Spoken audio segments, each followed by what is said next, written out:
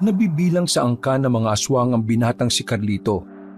Bata pa lamang siya ay mulat na siya sa katotohanan na kahit na kailan hindi nila makakasundo ang mga tao. Nasanay ang binata sa kultura ng kanilang lahi. Mga paniniwala na halos kasalungat ng mga tao sa ibang bayan. Pero ang paniniwala ni Carlito ay magbabago nang biglang dumating sa kanyang buhay ang dalagang si Laura. Mapapalapit siya sa dalaga. Ngunit sa kalagitnaan ng kanilang pagkakaibigan, malalaman nila ang katauhan ng isa't isa. Parte ng samahan ng manunugis ng dalaga. Habang si Carlito naman ang napipintong maging pinuno ng mga aswang ng kanilang baryo. Ano nga kaya ang mangyayari sa kanilang pag-iibigan? Mas mananaig kaya ang kanilang mga nararamdaman? O mas mangingibabaw ang pagmamahal nila sa kanilang mga kanya-kanyang pinaglalaban? Ang mga katanungan na yan ay mabibigyan natin ng linaw sa pagsubaybay dito lang sa nag-iisang channel na tambayan. Ang mga kwento ni Ka Banong.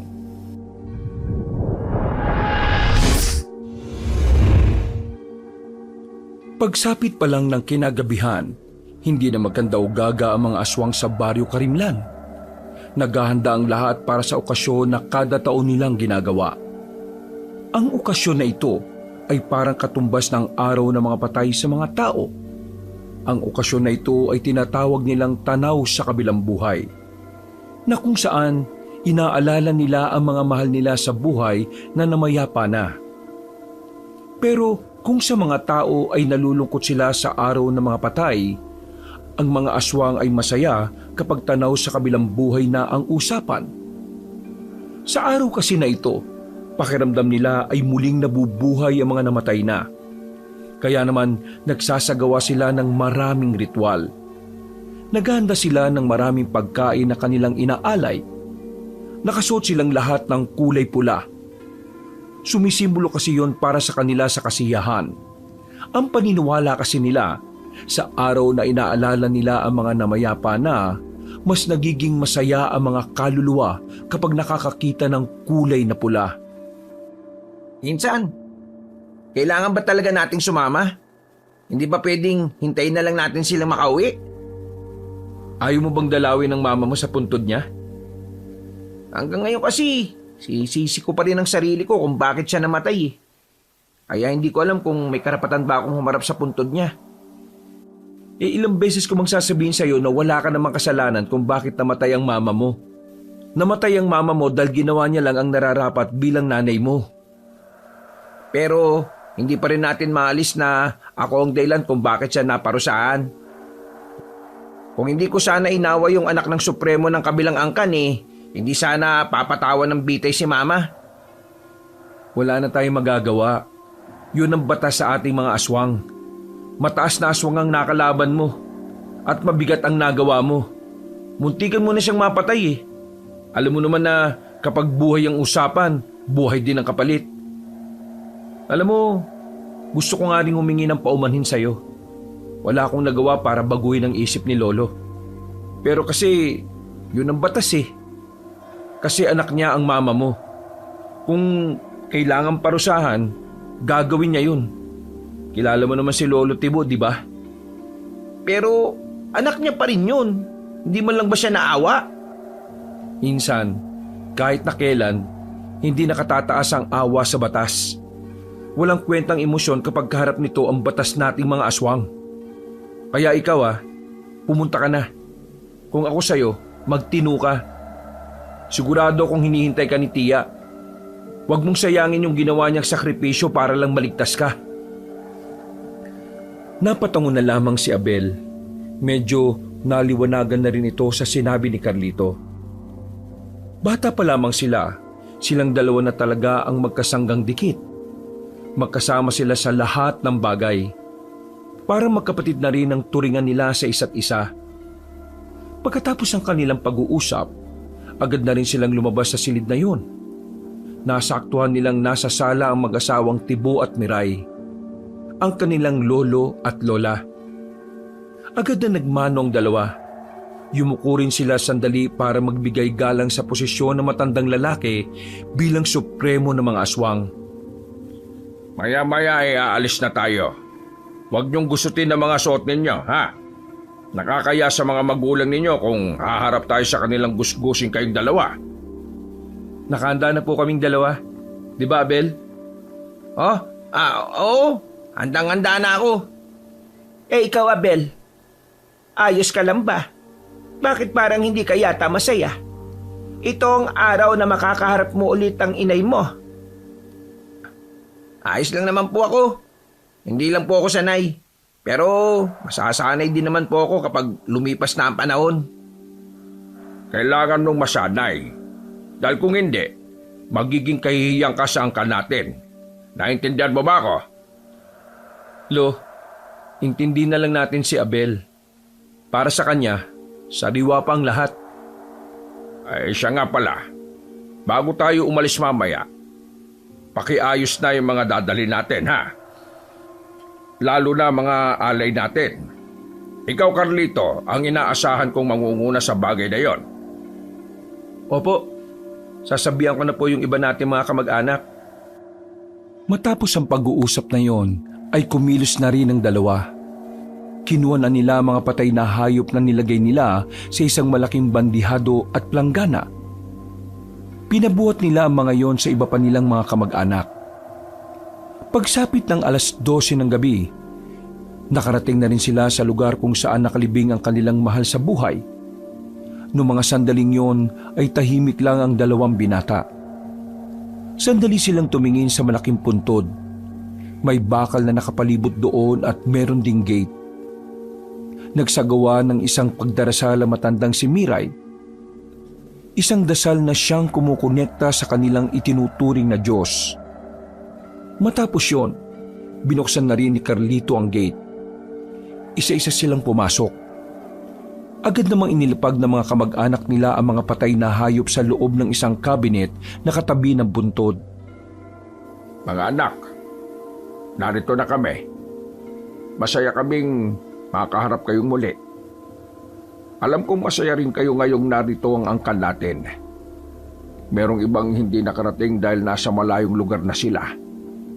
Pero huwag kayong mag-alala. Naganda na rin sila ng padasal para sa inyo. Nagtirik sila ng malalaking itim na kandila sa harapan mismo ng puntod.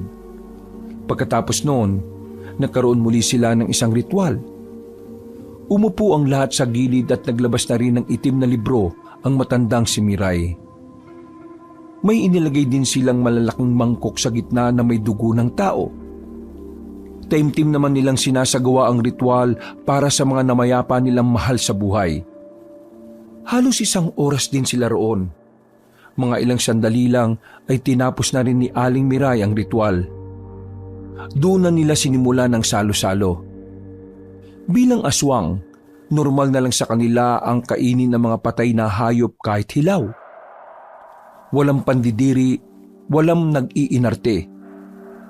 Parte na kasi yun ng kanilang kultura. At hindi lang ito basta nakasanayan. Likas na talaga sa kanila ang kumain ng karne na hilaw. Pero hindi karne ng tao. Meron kasing batas sa mga aswang na hindi sila maaaring tumikim ng karne ng tao, pero dugo ng tao ay pwede. Basta galing ito sa morgue. Habang nagkakasiyahan ng pamilya nila sa harapan ng mga puntod ng mga kamag-anak nila, lumabas na si Carlito at Abel dahil tapos na rin naman nilang makausap ang kanilang mga magulang. Napatingin si Carlito sa buong lugar. Unti-unti na ring nagdadatingan ng iba pang mga aswang para dalawin din ang mga mahal nila sa buhay. May kanya-kanyang dalang malalaking gasera at lampara mga yon.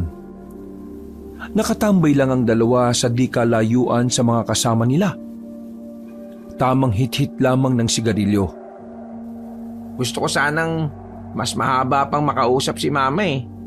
Kaso yung matatanda nating kamag-anak, ang tagal umalis dun. Ngayon na nga lang ako nagkaroon ng lakas ng loob para humarap dun. Pero saglit lang. Yaan mo na. Alam mo naman ang matatanda. Gusto mo gala muna tayo? Hanggang umaga pa naman yan. Baliw. Kapag nalaman ni Lolo na wala tayo rito, sigurado magagalit yan sa atin. Malalaman niya kung sasabihin natin. Eh nakoy, tigil mo na nga yung mga naiisip mo, no? Mapapahamak tayong dalawa eh. Eh di ako na lang ang aalis. Sayang, hindi ka makakasama. Ngayon pa naman magbubukas yung perya sa baryo Magsaysay. Sa sinabing yun ni Abel, tila nagningning ang mga mata ni Carlito. Matagal na kasi nilang hinihintay na magbalik ang perya. Mula kasi pagkabata ay mahilig na sila sa ganon.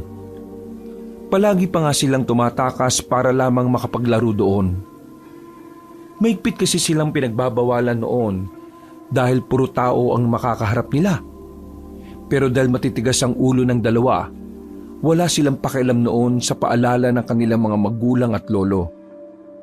Ngayong nasa tamang edad na sila para makapag-isip ng tama, tila bumabalik na naman ang katigasan ng ulo nila. Minsan lang naman magbukas ang perya eh. Yun ang tandaan mo. Kapag hindi ka nakapunta sa isa sa mga araw sa linggong ito, baka maghintay ka ulit ng maraming taon. Naalala mo ba? Uli tayo nagkaperya, 10 taong gulang pa lang tayo. Napaisip si Carlito. Ang bagay na yun ay tila naging pagsubok sa kanya. Kahit na kasi masunurin siya sa kanyang lolo, mahalaga rin naman kasi sa kanya ang mga bagay na nakakapagpasaya sa kanya. Ano? Habang abala pa silang lahat. Walang niya ka talaga kahit takelan no? Uy, sasama na yan. Sama ka na. Mamaya kapag nakalis na ako, mas mahihirapan kang umalis mag-isa. Basta saglit lang tayo ha. Saglit? Corny mo naman.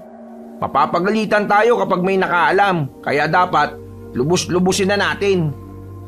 Oo na. Bilisan na natin, baka mamaya makita pa tayong umalis. Anong sasabihin natin kapag nalaman nilang wala tayo rito? Hindi sabihin na lang natin na may sinamahan tayong kaibigan na hanapin yung puntod ng kanyang ina. Napangiti na lang ng malapad si Abel. Habang abala pa ang mga matatanda sa puntod ng mga kamag-anak nilang pumanaw, nagmamadali na silang umalis sa lugar na yon. Dumaan na muna sila sa kanilang bahay para kumuha ng pera. Pagkatapos, nagmamadali na silang makaalis. May kalayuan ng peryahan pero hindi naman sobrang layo. Mabilis naman silang tumakbo kaya nakarating din naman kagad sila doon. Habang nasa labas sila ng baryo Magsaysay, nakangiti pa silang nakatingin sa arko ng lugar. Hindi ako makapaniwala. Makalipas ang 1 dekada, nandito na tayo ulit, Abel. Pakiramdam ko parang naging bata tayo ulit eh. Pero kailangan pa rin natin mag-ingat ha. Baka mamaya may makasalubong tayo mga albularyo. Ang sabi ni Lolo Tibo, ang mga albularyo, magiling kumilatis ng aswang o tao ang kaharap nila. Saka mo na isipin yan. Ang malaga, nandito na tayo. Makakapaglaro na rin tayo ng mga gusto natin. Ang sarap kaya ng pakiramdam na makalaya kahit na sandali. Huminga sila ng malalim at kapwa sumilay ang ngiti sa kanilang muka nang pumasok na rin sila roon. Kaunting lakad lang nga nila, nakarating na rin sila sa malawak na kapatagan kung saan naroon ang peryahan. Mas lalo silang natuwa dahil sa magagandang ilaw na kanilang nakikita. Ang daming tao, halos lahat ay tuwang-tuwa. O ano, iwalay muna tayo. Maghanap ka ng lalaruan mo. Ako naman maglalaro ako dun sa tira-tira ng baso. O sige, basta huwag ka masyadong lalayo Magkita na lang tayo ulit dito kapag tapos ka na. Nag-apir pa ang dalawa at saka naghiwalay na rin. Agad na lumapit ang binatang si Carlito sa tapat ng color game. Masigla siyang tumaya ng pera sa kulay pula. Mas lalo siyang natuwa nang manalo siya sa unang taya pa lang. Hanggang sa hindi na niya napapansin na nalilibang na pala siya roon. Parami na rin ng parami ang perang hawak-hawak niya. Maya-maya pa ay nahinto siya sa pagtaya nang biglang makaramdam siya ng kakaiba sa kanyang paligid. Nang igala niya ang kanyang tingin, nakita niya ang isang matandang lalaki na naglalakad papalapit sa color game. Agad na dumaloy ang kaba sa kalooban niya. Unang tingin niya pa lang sa matandang yon, alam na niyang albularyo ito. Kaya naman nagsimula na rin siyang mataranta. Hindi. Kailangan kong kumalma para hindi niya ako mahalata. Isa pa, kahit may dala siyang langis, hindi naman kukulo yun dahil may pangontra akong singsing. Hinayaan na lamang ni Carlito na makalapit ang albularyo. Kampante siyang hindi naman malalaman ng matandang yon na aswang siya. Nang makalapit na ang matandang lalaki, narinig niyang tinawag yon sa pangalang Mang Tonyo. Medyo may kaangasan ng boses ng matanda nang sumagot ito sa kausap. Habang si Carlito naman, gumilit pa siya para hindi niya makatabi ang matandang albularyo. Nababagot ako sa kampo namin kaya heto. Gumalagala na muna ako. Sakto, bukas na pala ulit tong peryang to. Natawa pa ang matandang lalaki. Sasamantalihin na sana ni Carlito ang pagkakataong yon para umalis, pero hindi pa man siya nakakalayo ay tinawag na siya ni Mang Tonyo. Agad na dumaloy ang kaba sa kanyang sistema. Namamawis ang kanyang palad. Ang unang pumasok sa isipan niya, kapag nalaman nitong aswang siya, wala siyang magagawa kundi palagan ito. Binata! Maraan siyang humarap. Malakas ang kabog ng kanyang dibdib. Buong akala niya ay alam na ni Mang Tonyo kung ano ang tinatago niya. Yung 100 mo ay nahulog, oh. Nakahinga ng maluwag ang binatang si Carlito. Pagtingin niya sa ibaba, nakita niya nga na nasa lupa ang 100 piso. Agad niya yung dinampot at ngumiti siya ng papilit at saka nagpasalamat. Nagmamadali na siyang makaalis doon. Hinanap niya agad ang kanyang pinsan na si Abel. Pero sa kasamaang palad, dahil sa lawak ng peryahan at sa dami ng tao, hindi niya agad yun makita. Kakamadali niya, hindi niya inaasahan na isang babae ang kanyang makakabangga. Dahil sa banggaan, kamuntikan ng matumba si Carlito. Buti na lang ay nakahawak siya sa bakal na haligi. Ang nakabanggaan niya namang babae ay nanatiling nakatayo lang. Parang wala lang nangyari. Ayos ka lang ba? Pasensya ka na ha. Hindi rin kasi ako nakatingin eh. Hindi agad nakasagot ang binata. Napatitig muna siya sa mukha ng dalaga. Napakaganda kasi ng babaeng kanyang kaharap. Sa buong buhay niya, ito ang unang pagkakataon na nakakita siya ng ganong klaseng kagandahan. Meron din namang magaganda sa kanilang lugar, pero para sa kanya, kakaiba ang ganda ng kausap niya. Nagliliwanag ang ganda nito.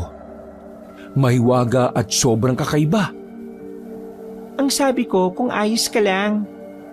Ha? Oo, ayos lang naman. Pasensya na rin, hindi rin kasi ako nakatingin eh. Pasensya ulit. Pero sa susunod, dapat tumingin ka rin sa dinaraanan mo ha. Oo. Pasensya na ulit. May hinahanap kasi ako at saka nagmamadali ako eh. May hinahanap ka?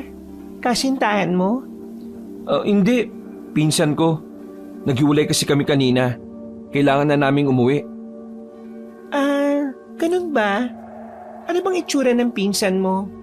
Dito rin kasi ako nagtatrabaho, baka matulungan kita. Nagtatrabaho ka dito? Talaga? Bakit parang gulat na gulat ka? Ngayon ka lang ba nakarinig ng taong nagtatrabaho? Hindi naman. Hindi ko lang inakala. Tagabantay ako dito. Kami ang nagpapanatili ng kapayapaan dito. Kami rin ang mga magtatanggol sa mga tao sakaling may mga masasamang elemento ang umatake rito. Masasamang elemento? Oo, masasamang elemento. Alam mo ba yon? Yung gaya na lang ng sa aswang? Sa puntong ito, mas lalong nadagdagan ng kaba ni Carlito. Hanggang ngayon kasi, naririnig pa rin niya ang salitang aswang sa lugar ng mga tao. Para sa kanya, isa lamang yung patunay na hanggang sa kasalukuyan, kalaban pa rin ang tingin sa kanila ng mga taga-baryo. Aswang? Hindi naman totoo yung ganun, di ba? Mga kwentong bayan lang yon. Kwentong bayan? Hindi Totoo ang mga aswang. Alam mo kung anong totoo? Nakalaban sila ng mga lolo namin noon. O sige na. Pasensya na ulit Kailangan ko pang mahanap yung pinsan ko Uuwi pa kasi kami sa malayo. Pasensya na miss Napailing na lang sa kanya ang babaeng si Laura nang maglakad na rin siya paalis. Bumuntong hininga na lamang din si Carlito nang ipagpatuloy ang paghahanap sa kanyang pinsan. Sa halos 10 minutong paikot-ikot sa perya, nakakaramdam na ng kaba ang binata. Hindi na niya maiwasang hindi mag-isip na baka may nangyari ng masama kay Abel. Parang pinagsisisihan na niya tuloy ang paghihiwalay nila. Nasaan na pa yung siraulong yun? Kailangan na naming umalis dito bago pa may makahalata sa amin. Paglingon niya sa gilid, nakita na niya si Abel na may daladala ng malalaking chichirya na napanalunan nito sa laro. Mabigat na rin ang bulsa nito dahil sa mga barya. Masaya itong lumapit sa kanya pero muntikan niya na itong mabatukan dahil sa inis. Pambira ka naman Nasa ka ba nagpupunta? Kanina pa kita hinahanap Ang sabi mo, balik na lang tayo sa pwesto natin kanina kapag tapos na tayo. Pabalik na ako. Bakit ba? Ano ba problema mo? Merong albulayo rito sa peryahan. Nakaharap ko siya kanina. Kailangan na nating umalis bago pa niya malaman na aswang tayo. Gagi! Malas naman natin Kaya nga dapat na tayong umalis sa lugar na ito. Pwede tayong mamatay kapag nagkataon. Tara na! Walang sinayang na pagkakataon ng dalawa. Agad nilang nilisan ang peryahan. At habang naglalakad sila sa daan ng baryo Magsaysay, hindi maiwasan ni Abel na mapalingon-lingon sa mga gilid at likuran. Mais ka nga. Mas makakahalata sila sa kilos mo Para kang kriminal na nakatakas sa kulungan. Higit pa sa kriminal ang tingin nila sa atin Kaya dapat lang alerto tayo. Papalabas na sila ng baryo Magsaysay nang biglang may humarang sa kanilang isang lalaki. May katangkaran nito. Medyo malaki ang katawan. Masama rin kung makatingin. Pero ang mas nakapukaw ng kanilang atensyon ay ang nakasukbit na mahabang patalim sa likuran nito. Sino kayo? Hindi kayo taga rito Nagsimula na namang tumaas ang level ng kanilang kaba sa pagkakataong ito. Napansin ni Carlito ang kamay ni Abel sa likuran nito. Humahaba ang kuko ng kanyang pinsan. Tanda na handa itong lumaban sakaling malagay sila sa alanganin. Kaya naman, ginawa na lamang ni Carlito ng paraan para hindi sila humantong sa karahasan. Galing kami peryahan. Ayun may mga daladala pa siyang napanalunan niya. Hindi kayo taga dito.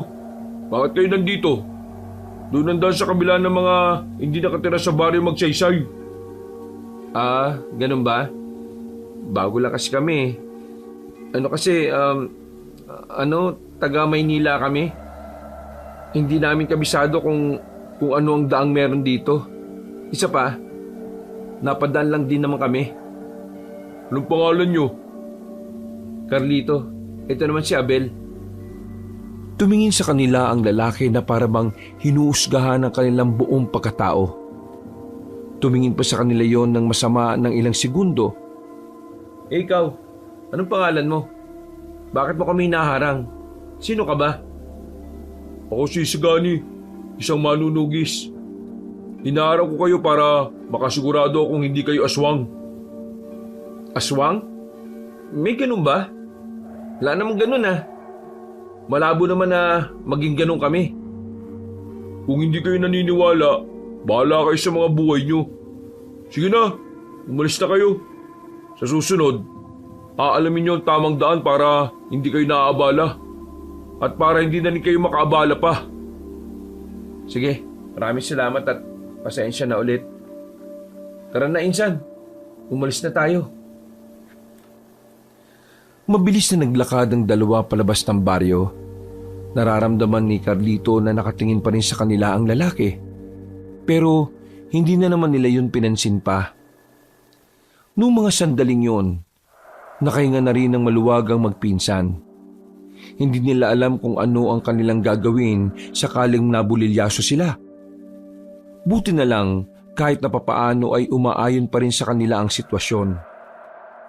Nagmamadali na sila makabalik sa libingan ng kanilang mga mahal sa buhay. Hindi naman sila nawala ng matagal kaya hindi sila nahalata ni Mang Tibo. Pagdating nila ay abalang-abala pa rin ang matatanda sa kanilang usapan. Doble ginhawa ang kanilang naramdaman dahil naging matagumpay ang kanilang pagtakas at pagbalik. Buti na lang talaga, nakabalik tayo agad. Dakong 4:00 na ng madaling araw nang umalis na sila ng libingan. Naglalakad na sila sa madilim sa gitna ng kagubatan noong mga sandaling yun. Tahimik lang si Carlito at ang kanyang pinsan naman ay daldal ng daldal. Hindi pa rin kasi nawawala sa isipan ni Carlito ang mga nangyari. Pero sa hindi inaasahang dahilan, pumasok sa kanyang isipan ang mukha ng babaeng nakabanggaan niya. Napangiti siya ng palihim. Hindi niya rin alam kung bakit. Basta palagay niya, natuwa siya sa kagandahan ng dalaga. Nang makauwi na sila sa kanilang bahay, habang nagkakape si Carlito sa bakuran ay nilapitan siya ni Abel at tinanong, Kanina, salita ako ng salita. Ang lalim ng iniisip mo. Tapos, nakangiti ka ba? Yung totoo, kinabahan ka talaga kanina, no? Parang asese mo pa nga eh. Ngayon lang ako nakakita ng babaeng tao na maganda. Ha? Wala. Teka, ibig mo sabihin, kanina may nakita ka magandang babae sa peryahan? Oo, sobrang ganda. Tapos, makinis ang balat, paputi, mukhang diwata. Galit ang mga aswang sa mga diwata kasi sila ang tumutulong sa mga antingero. Bakit parang tuwang-tuwa ka sa diwata ngayon? Kasi, maganda siya. Sobrang ganda. Walang ganun kaganda rito sa atin. Mukhang kursunado mo yung babaeng yun Insan, paalala lang aswang ka, tao siya. At ang aswang At tao ay hindi kailanman pwedeng mag-ibigan dahil ang mga tao ang kaaway ng mga aswang. Alam ko na yan. Hindi naman ako nakakalimot At wala naman akong sinabing gusto ko siya.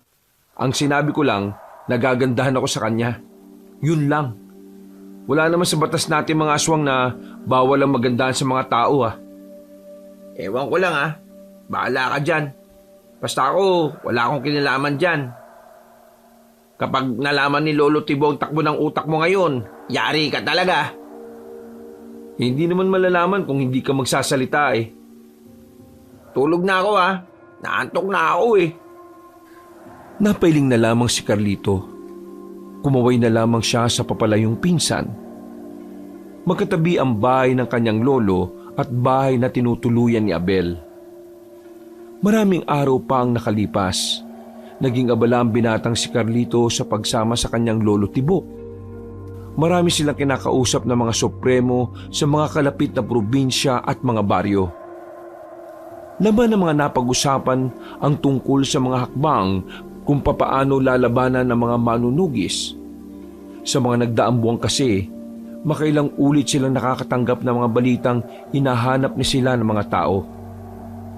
Nagsimula ng mga manunugis na isa-isahin ang kuta at baryo ng mga aswang. Dahil dito, nagsimula na ring maalarma ang mga supremo na siyang namumuno sa bawat angkan. Lo, totoo ba talagang hindi magiging epektibo ang pakikipagkasundo sa mga tao? Hindi sila kailanman magtitiwala sa mga aswang. Yun ang di natin mababago. Isa sa malinaw na dahilan para isipin natin kahit na kailan, hindi mangyayari ang usapang pangkapayapaan.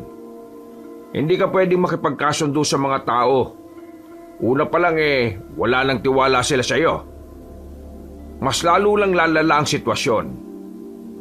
Para na lang sa mag-asawa, masisira at masisira ang relasyon kung pareho kayong may iniisip na masama sa isa't isa. Tama naman po kayo sa sinabi ninyo. Pero napapaisip lang po kasi ako. Paano naman yung mga taong walang kinalaman?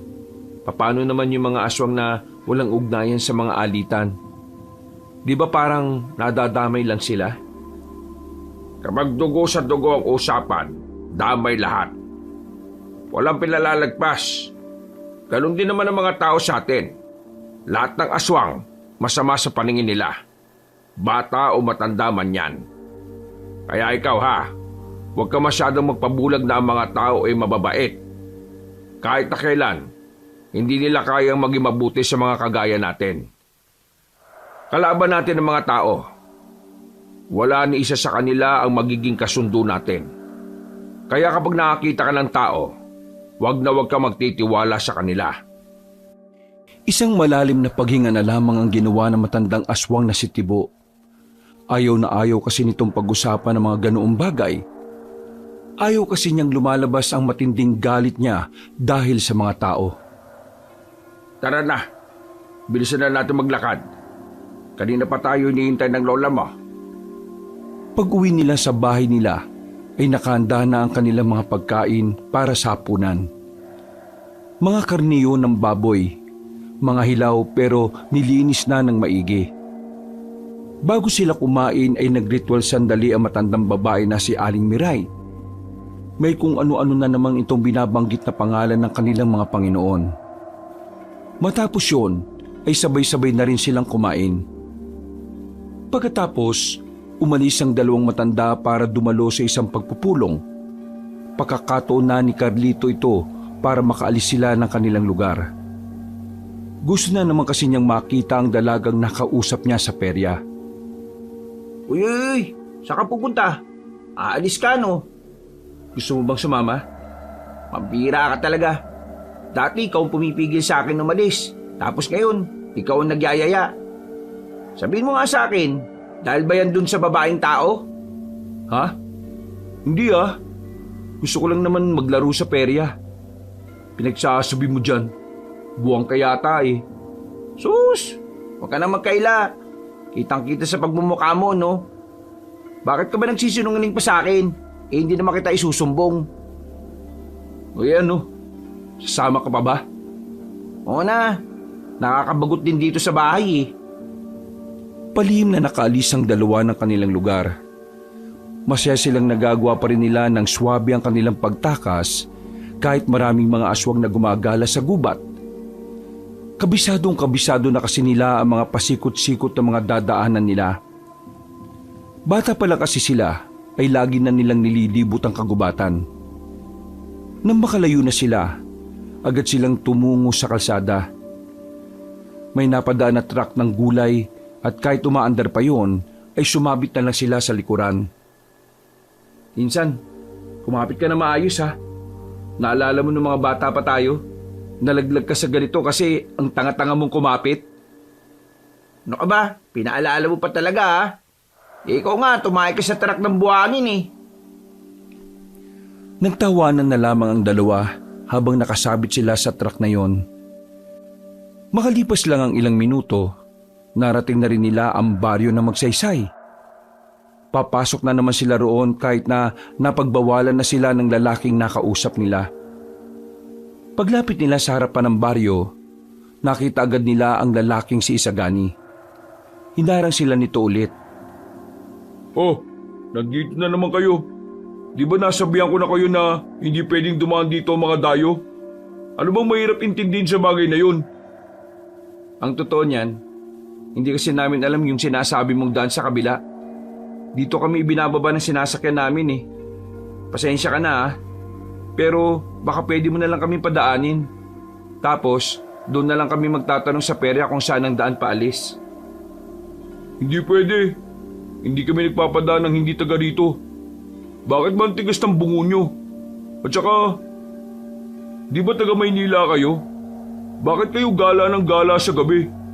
Hindi nyo ba alam na may mga aswang na gumagala-gala rito sa area namin? Nakakabagot na kasi sa paupahan namin eh. Wala naman siguro masama kung paminsan-minsan maglibang din kami. At saka, para maging maganda na rin ang pagbabakasyon namin. Di nga pwede. Kapag kayo na biktima ng mga aswang, kami ang malalagay sa alanganin eh. Kami ang pagagalitan ng nakatataas dahil pinapasok namin kayo. Kaya kung ako sa inyo, umuwi na lang kayo. Sandaling lumayo ang dalawa at nagbulungan. Nakatingin lang naman sa kanila ang lalaking si Isagani. Kung tumalon na lang kaya tayo ng mataas para makapasok tayo. Doon sa dilim mo, pwede rin naman tayong gumapang na mabilis. Aswang naman tayo eh. Hindi ka ba nag-iisip? Baka may makaramdam ng presensya natin kapag kumilos tayo ng di normal. Yan ang... Hoy! Anong pinagbubulungan nyo? Kalma, relax. Hindi mo naman kailangan bunutin yan eh. Nag-uusap lang kami kung paano kami makakapunta sa perya. Hindi kasi talaga namin alam ang kabilang daan eh. Sige na bro, papasukin mo na kami. Gusto lang naman namin maglaro sa perya eh. Nung bata kasi kami, lagi kasi kami nakakulong. Wala kaming kaibigan. Buti pa nga ikaw, mukhang marami kang kaibigan eh. Mukhang lagi kang nasa perya nung bata ka. Kayo? Hindi kayo nakapagperya nung bata pa kayo? Oo, hindi. Lagi kaming nakakulong. Pinagbabawalan kami ng mga magulang namin na umalis. Sabi kasi nila, maraming masasamang loob sa labas ng bahay. Kaya para kaming tanga ngayon na tuwang-tuwa sa perya. Kasi ngayon lang namin nararanasan yan eh. Wala rin kasi niya masyado sa Maynila. Pinagbabawal na. Tila nakaramdam ng awa ang lalaking si Isagani sa kanila. Binitiwan nito ang hawak na mahabang patalim. Bumuntong hininga ang lalaki. Akala na magpinsan ay papayagan na sila nito. Pero nagkamali silang dalawa. Hindi pa rin pwede. Napabugan na lang ng malakas na hangin na magpinsan. Dismayado sila sa naging tugon ng kanilang kausap.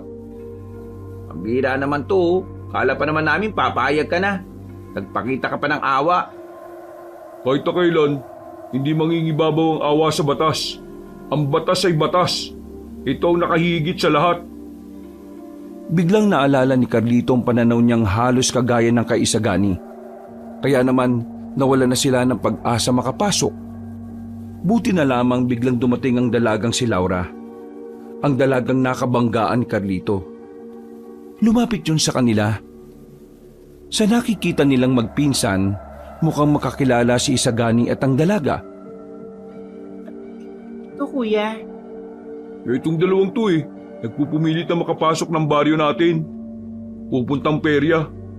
Sinabi kong dapat alam nila yung daan sa kabila para doon na lang sila dumaan. kilala ko ang isang ito. Nakabanggaan ko siya sa pere nung nakaraang gabi. Oo, tama ako yun. Nung nakabanggaan mo ko, hinahanap ko kasi talaga yung pinsan kong to. Alam ko, naalala ko. Baka naman pwedeng papasukin mo kami. Ang dami na naming dalang barya dito oh. Inalog-alog pa ni Carlito ang kanyang bulsa na may lamang tig-5 at tig-10. Sige na. Gusto ko makakuha ng platong babasagin eh. Visit kasi ang hirap ipasok ng barya sa butas. Hindi naman kami masasamang tao eh. Gusto lang talaga namin maglaro. O sige, sumunod kayo sa akin. Pinagsasabi mo, may patakaran tayo na bawal ang mga tagalabas. Ginagawa natin yun para maiwasan natin makapasok ang mga aswang dito. Mukha namang hindi sila aswang eh. Akong bahala magpaliwanag kay Mang Tonyo sakali magalit siya. Laura naman! Kuya, sige na. Kawawa naman tong dalawang to. Para mga isip bata eh. Wala nang nagawa pa si Isagani. Bumuntong hininga na lamang ito at hinayaan makapasok ang magpinsan. Malakas kasi talaga si Laura sa kanyang kuya, kaya hindi tumatanggihan ng binata. Nagtitiwala ako sa inyong dalawa ha, na wala kayong gagawin masama sa peryahan. Kaya umayos kayo. Naku, hindi naman talaga kami masama eh. Yung iba lang. Kapag naalaman ko na may ginawa kayong katarantaduhan, nakikita niyo tong nasa likuran ko, itataga ko ito sa inyo hanggang sa maging giniling na kayo. Grabe, nakakatakot ka pala magalit. Nagsimula na silang maglakad. Nasa unahan nila ang babaeng si Laura. Hindi maiwasan ni Carlito na mapatingin sa katawan ng dalaga. Sa mga sandaling yon, nakikita ni Carlito ang hubog ng katawan ni Laura. May pagkamasikip din kasi ang suot nitong maong at damit. Wala siyang kaalam-alam na ang pinunta mo rito ay siya talaga. Huwag ka nga maingay. May sinasabi ba kayong dalawa? Wala naman. Nakakatuwa lang kasi ang bait mo. Ngumiti lang ang dalaga. Para namang kinilig ang lalaking si Carlito. Hindi niya inakala na magtatama ang kanilang paningin ng ganoon katagal. Nang makarating na sila sa peryahan, hindi na natiis pa ni Carlito ang mga sandaling yon. Pinaalis na muna niya si Abel para masolo ang dalaga. Maraming salamat nga pala at pinapasok mo kami. Siya nga pala. Kuya mo ba yung lalaking yon? Ang sungit eh. Pinsan ko siya. Kuya ko na rin. Ginagawa lang naman niya ang trabaho niya eh. Sobrang higpit pala rito sa baryo ninyo, no? Oo, kasi may banta na mga aswang ang mga baryo dito sa amin para maiwasang mapasok agad kami. Pinagbabawalan talaga ang mga hindi namin kilala na makapasok ng baryo magsaysay. Itong peryahan ba? May mga bantay din? Oo, ako naka-assign dito. May mga ilan lang akong kasama. Teka, di ba sabi mo nung una hindi totoo ang aswang? Pero bakit parang interesado ka na ngayon? Kasi nagtanong-tanong ako sa amin. Sabi nila, totoo raw. Di totoo. Madali ka palang maniwala sa sabi-sabi. Pero totoo mga aswang. Hindi ako pwede magsinungaling pagdating sa bagay na yon. Siya nga pala. Ano nga palang pangalan mo? Ako nga pala si Carlito. Gusto ko lang malaman ang pangalan mo para kapag nagkikita tayo rito, may nababanggit akong pangalan. Lalo na kapag nagpapasalamat ako sa iyo. Laura. Laura ang pangalan ko, Carlito. Maraming salamat ulit, Laura ha. Walang anuman, Carlito. Sige na, mag-iikot na ako. Magsaya lang kayo sa paglalaro. Nang maglakad na paalis ang babae, parang timang na nagtatatalon sa tuwa ang binatang si Carlito. Hinanap niya agad si Abel at saka kinuwento ang tungkol sa kanilang pag-uusap. Kahit si Abel ay kinikilig din sa nangyari. Masaya ako para sa'yo, Insan. Pero huwag mo kakalimutan ng limitasyon mo, ha? Nawala ang ngiti sa mukha ni Carlito. Tila nasira kasi ni Abel ang kilig na nararamdaman niya para sa dalaga. Alam mo, may tawag sa ginagawa mo eh. Ano bang tawag dun? Basag trip? Oo, tama. Basag trip ang tawag sa'yo. Di ka na lang makisakay muna eh. Pinapaalalahanan lang kita. Saka mo na lang ako paalalahanan kapag nagkakamabutihan na kami. Pero nung ikaw ang nagpapaalala sa akin nung kung ano-ano, gusto mo masunod agad. Ay nako, nagkabaliktad na yata tayo, Insan ha. Ako na ngayon ang nagsasaway sa katigasan ng ulo mo. Magsasalita pa sana si Carlito nang biglang may tumunog na bell. Walang tigil ang tunog na yon. Pero nakita nila ang mga tao sa peryahan ay natataranta na nagtatakbuhan. Maya-maya pa narinig na lang nilang sinasabi na ng mga tao na meron daw aswang na lumusob. Gumilid sila at nagtago. Pumesto sila roon di dahil natatakot sila, kundi dahil nababahala sila na baka ang mga aswang na lumusob doon kakilala ng kanilang lolo. O baka kasama nila sa baryo. Hindi tayo pwedeng lumabas hanggat hindi natin nalalaman kung sino ang aswang na lumusob. Paano kung mapagkamalan din nila tayong tao at patay nila tayo? Baliw ka ba? Aswang tayo. Maamoy nila tayo. Kaya malabo yan. Nang muli silang sumilip, nakita nilang nagtitipon-tipon na ang ilang manunugi sa peryahan. Maya-maya pa ay may mga aswang na ring lumitaw. Nagkaroon ng labanan. Nanlalaki ang mga mata ni Carlito nang makitang nakikipaglaban ng dalagang si Laura. Magaling itong humawak ng sandata.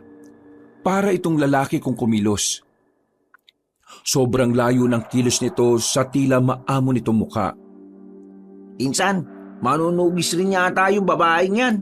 Lalong hindi kayo pwede. Naku, manahimik ka na nga muna. Insan, mukhang tagilid sila sa laban. Mga gabunan ng mga lumusog ngayon oh. Yan din ang iniisip ko eh. Baka mapahamak si Laura. Biglang namatay na ang ilaw sa buong peryahan. Madilim na nung mga sandaling yon. Mas lalong naging pabor pa ang sitwasyon para sa mga aswang. Kahit kasi madilim, kitang-kita pa rin ng mga nilalang ang paligid. Bagay na hindi naman kayang gawin ng isang pangkaraniwang tao na gaya ni Laura.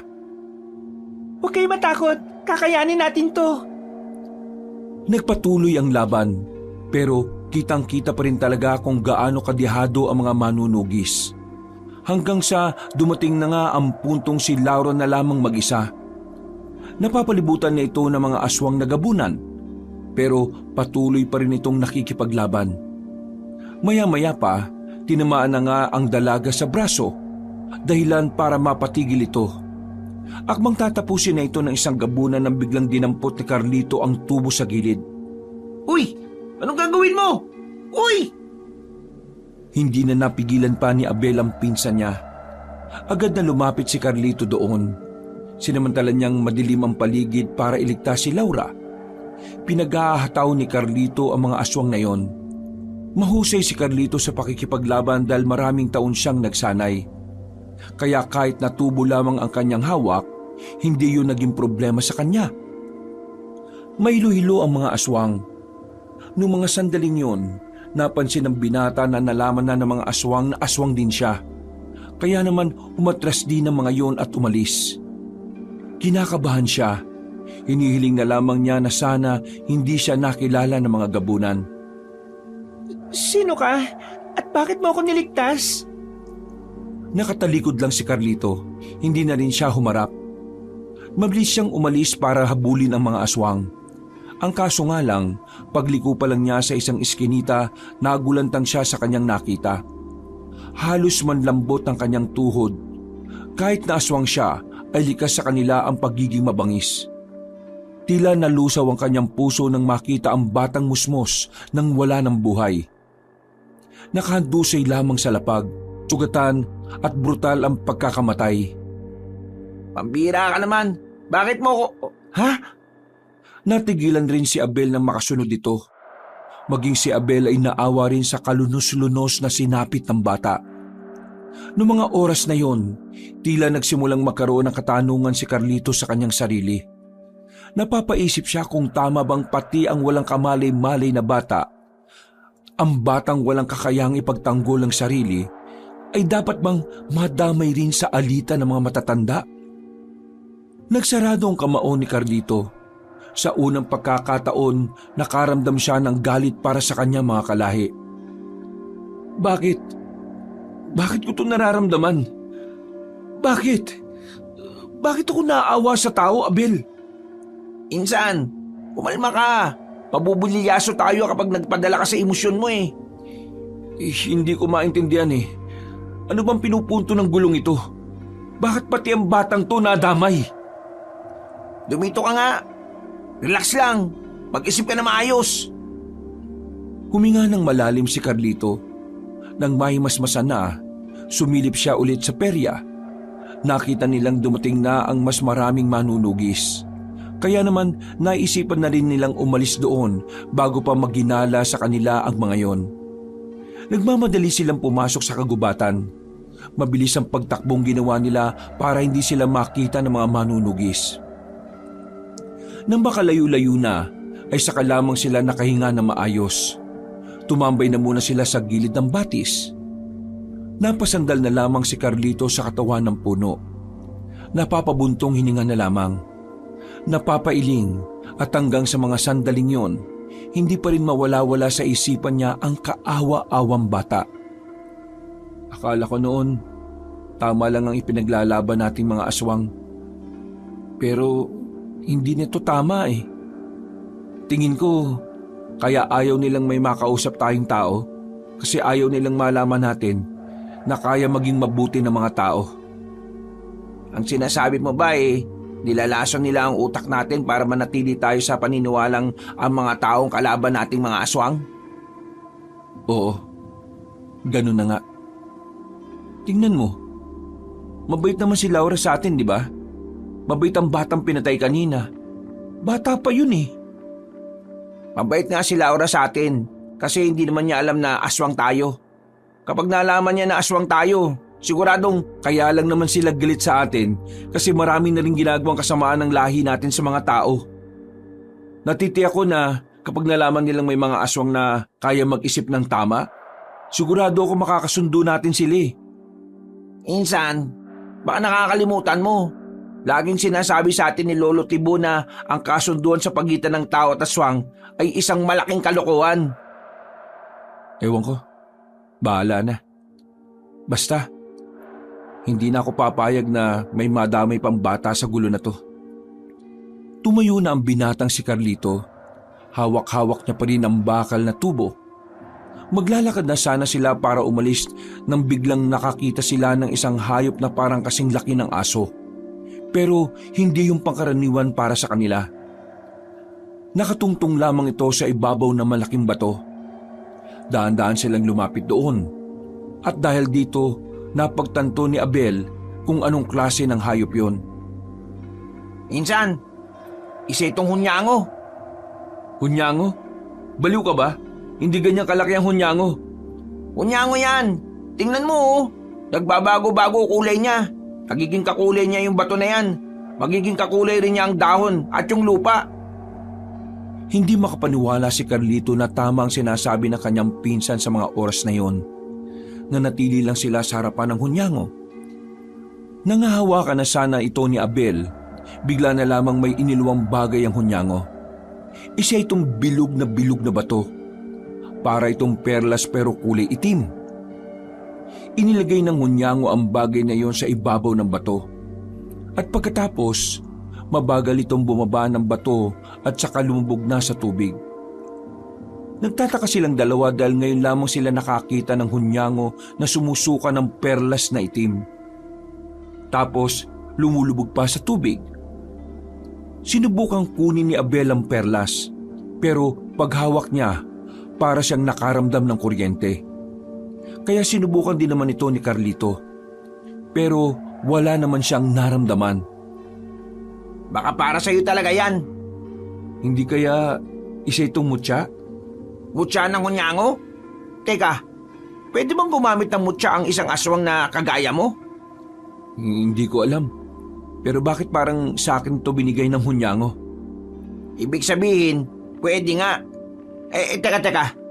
Ang mutya, di ba, sabi ng mga tao, sa kabutihan ginagamit. Saan mo gagamitin yan? Sa pakikipaglaban sa mga tao? O sa pakikipaglaban sa mga kalahi natin? Tingin ko, kung sino ang gumagawa ng masama, sa kanila ko ito gagamitin. Itinago na muna ni Carlito ang perlas na itim. Umuwi sila ng kanilang baryo. Sakto naman na wala pa rin doon ang lolo at lola nila. Hindi na sila natutulog hanggang mag-umaga. Nung umagang yon, kalat na ang nangyaring paglusob ng mga gabunan sa peryahan. Higit sa lahat, kalat na rin ang usapang may isang aswang na nagligtas ng isang tao. Kinabahan agad si Carlito. Nababahala siya na baka merong nakakilala sa kanya. Biglang pumasok ang kanyang lolo sa bahay. Sa mukha pa lang na matanda, kitang-kita na ni Carlito ang pagkainis nito. Balbak talaga magplano si Supremo Kepeng kahit na kailan. Hindi man lang niya sinabi sa mga bata niya na kahit sinong humadlang patayin. Ano naman kung may aswang na sumagip sa taong yan? Di sana pinatay nila. Ang dami nila, puro gabunan pa sila. Ay nako, mga inutil talaga. Tibo, kumalma ka. Walang magagawa yung kakaganyan mo. Baka mamaya niyan kayo pa ni Supremo Kepeng ang hindi makaintindihan. Sinasabi ko na kasi na dapat ako magplano at papasamahin ko ang mga bata ko. Ang kaso, nagbida-bida siya. Tingnan mo ang nangyari. Kung sana napatay natin ang mga manunugis na yun, hindi sana malaking bagay na sana sa atin yan. Isa doon ay opisyal ng manunugis. Yung babaeng nandun sana ang dapat mamatay. Pero ano nangyari? Wala! Ang napaslang lang nila ay ang batang wala namang kwenta! Lihim na nagsarado ang kamao ni Carlito nang marinig ang tungkol sa bata. Hindi niya maiwasang hindi magalit. Kapag naalala niya ang kaawa-awang sinapit ng musmos, nagagalit din siya pati sa kanyang lolo. Kaya nga ang gagawin mo, pupunta ka sa konseho. Titipunin mo ang mga supremo at ikaw na ang mangunguna sa susunod na atake. Akala mo ba magiging madali ang sunod na atake? Hindi! Ngayong alam na nilang pwede tayong umatake, maghahanda na sila. Sinayang ni Supremo Kepwing ang pagkakataon na sana hindi nakapaghanda ang mga manunugis. Napainom na lamang ng mainit na tubig ang matandang si Tibo. Napansin nito si Carlito na tahimik lang sa lamesa at parang malalim ang iniisip. Carlito, tahimik ka yata ngayon. Wala ka bang pakialam sa mga nangyayari? Umatake ang mga gabunan sa peryahan kagabi. Pero may isang aswang daw ang nakialam at nag-traitor sa lahi natin. Ano mo masasabi mo ron? Mahalaga ang opinyon mo rito dahil ikaw ang susunod na supremo sa angkan natin. Kung hindi nila kinaya ang isang aswang na nag-traidor, isa lang ang ibig sabihin nun, Lolo. Malakas ang aswang na yon. At mukhang hindi niya gusto ang mga nangyayaring gulo sa pagitan ng mga aswang at mga tao. Kung sino man siya, papatayin ko siya kagad kapag nakita kami. Walang-wala pa siya sa kalahati ng lakas at karanasan ko. Yan ka na naman eh. Tumigil ka nga. Huwag kang gagawa ng desisyon na nakabase lang sa init ang ulo mo, ha? Tama po si Lola. Nasa iyo nakasalalay ang angkan natin, Lo. Kapag ikaw ang napahamak, malaking kawalan sa atin. Sinasabi mo bang hindi ko kakayanin ng aswang na nag-traitor, ha? Hindi naman po sa ganun, Lo. Nag-aalala lang naman po ako sa inyo. Hindi ko kailangan ng pag-aalala mo. Ang kailangan ko, yung utak mo. Kung meron kang naiisip para hanapin ang traitor na aswang na yan. Huwag po kayo mag-alala, Lo. Kapag nakuha na namin ang impormasyon mula kay Supremo Kepwing, magsasagawa kami ni Abel ng investigasyon. Yan! Tama yan! Nang magkaroon ka naman ng pakinabang sa akin. Tibo naman, ayusin mo nga mga sinasabi mo sa apo mo. Wala naman talagang pakinabang ang isang yan eh. Lagi pang kinokontra ang mga naiisip ka. Alam mo, Carlito, walang saysayang lahat ng natutunan mo sa laban kung ikaw mismo ayaw mong labanan ng mga tao. Akala mo ba hindi ko alam na natatakot kang humarap sa kanila? Masyado kang kasing mabait eh. Masyado kang malambot. Tandaan mo ha, ang mga tao ang kalaban natin. Sila ang pumaslang sa mga mahal natin sa buhay. At ang misyon natin sa mundong ito, walang iba kundi ubusin ng mga tao. At tayong mga aswang ang maghahari. Padabog na lumabas ng pintuan ng kanyang lolo. Hindi na lamang niya yon pinatulan pa. Kilala niya ang matandang lalaki. Kahit na kailan, hindi ito magpapatalo. Palaging pinapairal ni Mang Tibo ang pagiging supremo nito, kaya wala ring mangyayari. Apo, pagpasyensyahan mo na ang lola mo. Kilala mo naman yung lolo mong yon. Ayaw noon na natatalo. Ay nako, kung sino ba naman kasi ang traitor na aswang na yon. Kung di na sana siya nakialam di sana tapos na ang buhay ng babaeng yon. Lola, pati ba naman ikaw, ayos lang sa'yo na madamay ang mga taong wala namang kinalaman sa gulong ito. Lalong-lalo na yung batang namatay. Apo, ubusan ng lahi ito. Lahat damay. Kagaya ng sinasabi ng lolo mo sa'yo. Kahit ang mga tao rin, idadamay rin nila lahat ng kalahi natin kahit na bata, kahit na matanda. Pero wala na bang paraan para magkaroon ng kapayapaan? Bakit mo sinasabi ang mga yan?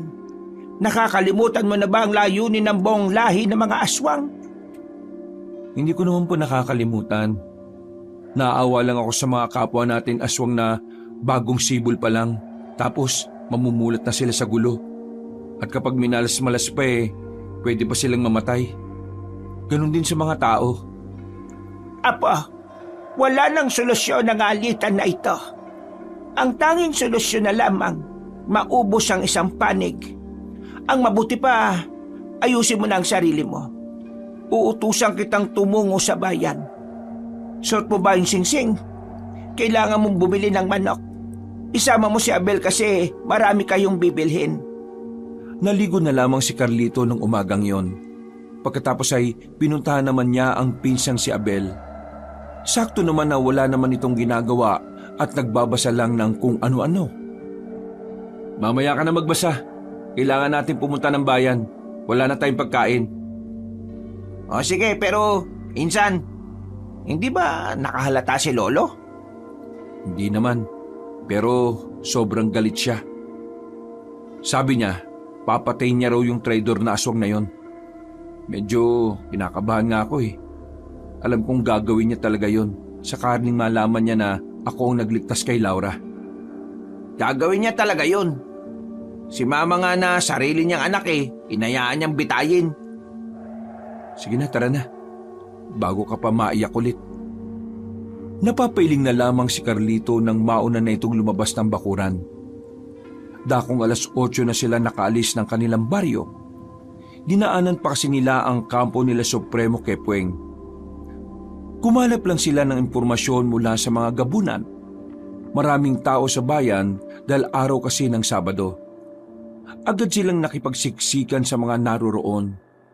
Tumungo sila sa kanilang suki. Nabili naman na nila ang lahat ng kanilang kailangan. Palis na sila sa palengke nang biglang matanaw ni Carlito ang matandang si Mang Tonyo. Tandang-tanda niya ang mukha nun. Hindi niya makakalimutan pagdating sa itsura ng mga nakakaharap niya. Bigla niyang hinawi si Abel patungo sa gilid. Napansin din kasi ni Carlito na may iba pang kasama ang matandang lalaki. Kailangan na natin makalis kagad. Bakit ka ba natatakot? Hindi mo ba suot yung singsing? Naiwan ko nga sa banyo eh. Ay gagi. Yung akin din Pambihira. Baka mamatay tayo ngayon. Kukululangis nila. Nang mapalingon ng mga manunugis sa direksyon nila, sinimulan na nilang maglakad. Wala na silang pakialam kung ilang tao pa ang kanilang mabangga. Ang mahalaga na lamang sa magpinsan ay makaiwas sa maaaring gulo na mangyari. Dito muna tayo. Anong dito? Sira ulo ka ba? May dala nga silang langis. Malalaman nila kung nasan tayo. Kailangan natin makasakay kagad. Teka lang naman kasi. Masakit na pa ako Nakatapak ako ng Nakita ni Carlito na dumudugo na ang paa ng kanyang pinsan. Napailamos na lamang siya sa muka. Noong mga sandaling yun, nakita niya ring papalapit na sa kanila ang mga manunugis. Pagtingin nila sa kanilang harapan, nakita nilang meron na ring mga kalalakihan. Wala na silang matatakasan. Kung tatakbo sila, baka bigla na lang may bumaon na palaso sa katawan nila. O baka bigla na lang ding may tumaga sa kanila. Nakatigil lang ang dalawa. Nakahawak pa si Carlito sa dumudugong paa ng pinsan. Nasa harapan na nila si Mang Tonyo. Pero laking pagtataka nila nang parabang hindi sila nakikita ng mga yon. Sobrang lakas ng kulo ng langis ng lana. Kaya nakasisiguro kung nandito lang yon. Doon kayo. Dito kami. Kapag nakita nyo sila hulihin nyo. Pero kapag nalagay na sa alanganin ang buhay ninyo, patayin nyo na. Nag-alisa ng mga manunugis habang silang dalawa nakaupo pa rin doon. Saka lamang napagtanto ni Carlito na nasa kanya pa rin pala ang perlas na bigay ng malaking hunyango. Teka, bakit parang hindi nila tayo nakikita? Tingin ko, gumagana yung mutya ng hunyango. Dinukot ni Carlito ang itim na perlas sa kanyang masikip na bulsa. Napangiti na lamang si Carlito. Buti na lamang ay gumana yon. Dahil kung hindi, baka kanina pa sila pinaglalamayan. Wala silang sinayang na pagkakataon. Umalis na rin sila doon. Mula nang mapagtanto ni Carlito na magagamit niya ang mutsyang yon, sa mga sumunod na araw, inaral niya kung papaano ito gagamitin. Sa loob nga lang ng halos 2 linggo, tuluyan na nga siyang naging bihasa sa paggamit nito. Isang gabi, habang naglalakad pabalik sa kanilang baryo, nakita niya ang kanyang lolo Tibo. Mag-isa itong naglalakad. Sa pagmamadali pa lang ng matanda, alam na agad ni Carlito kung saan ito pupunta. Palihim niyang sinundan si Mang Tibo. Malakas din naman ang kanyang loob dahil may kakayahan na siyang maging kakulay ng anumang didikitan niya. dahilan para hindi siya makita ng kahit na sino. Kakasunod niya, nakarating na siya sa konseho. Bibihira lang mga pangkaraniwang aswang na nakakarating doon. Halos lahat kasi ng pinapayagan na makalapit doon ay ang mga supremo at ang ilang opisyal lang.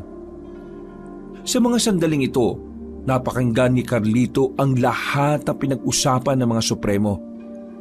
Pinangunahan ito ng kanyang lolo Tibo. Dito na niya nalaman ang binabalak na paglusob ng mga aswang sa baryo ng mga tao. Magiging madugo ang mangyayari. Ayon kasi sa plano ng mga supremo, bibiglain nila ang mga tao. Idadamay nila lahat. Uubusin ng mga tao at walang ititira kahit na bata o kahit na matanda. May sakit man o wala, lahat ay papaslangin ng walang pagdadalawang isip. Kinabahan na si Carlito ng mga sandaling yon. Naiisip niya palang ang nag-iiyakang mga bata at matanda, nahahabag na ang kanyang kalooban. Hindi niya kayang makita ang mga taong yon na unti-unting mamamatay. Lalong nagkaroon ng dahilan si Carlito para tumiwalag sa mga kalahi niya. Para kasi sa kanya, hindi na maganda ang ginagawa ng mga kapwa niya aswang. Para sa kanya, mga manunugis lamang naman dapat ang kalaban. Sabay-sabay ang pagdiriwang ng pista ng mga baryong Magsaysay, Bautista at Marilag. Sasamantalahin natin ang mga sandaling nagsasaya sila. Tayo ang magsisilbing bangungot nila sa gabing yan. Ito na ang pinaka-perpektong pagkakataon para iganti ang mga mahal natin sa buhay na pinatay nila. Mga kapwa ko sa Supremo, mga opisyal ng konseho, ipagkatiwala niyo ito sa akin dahil ang kanilang kasiyahan ang gabi ng ating tagumpay. 2 araw na lang noon bago magdiwang ng pista ang 3 baryo na magkakatabi. Kaya naman buo na ang desisyon ni Carlito. Kakausapin na niya si Laura para ipaalam ang plano ng mga supremo. Kinabukasan, magkasamang naglalakad si Carlito at Abel. Patungo sila sa baryo na Magsaysay. Kailangan niyang makausap si Laura bago pa mahuli ang lahat. Mag-isip ka nga, Insan. Malaking kasalanan ang gagawin mo. Kapag nalaman nilang ikaw ang nagtaksil sa kanila, kamatayan ang hatol sa'yo. Wala na akong pakialam. Hindi ko na gusto ang mga ginagawa nila. Abel, kung ikaw kaya mong tiisin na may mga inosenteng mamamatay dahil sa punyemas na alitan na to, pwes ako hindi.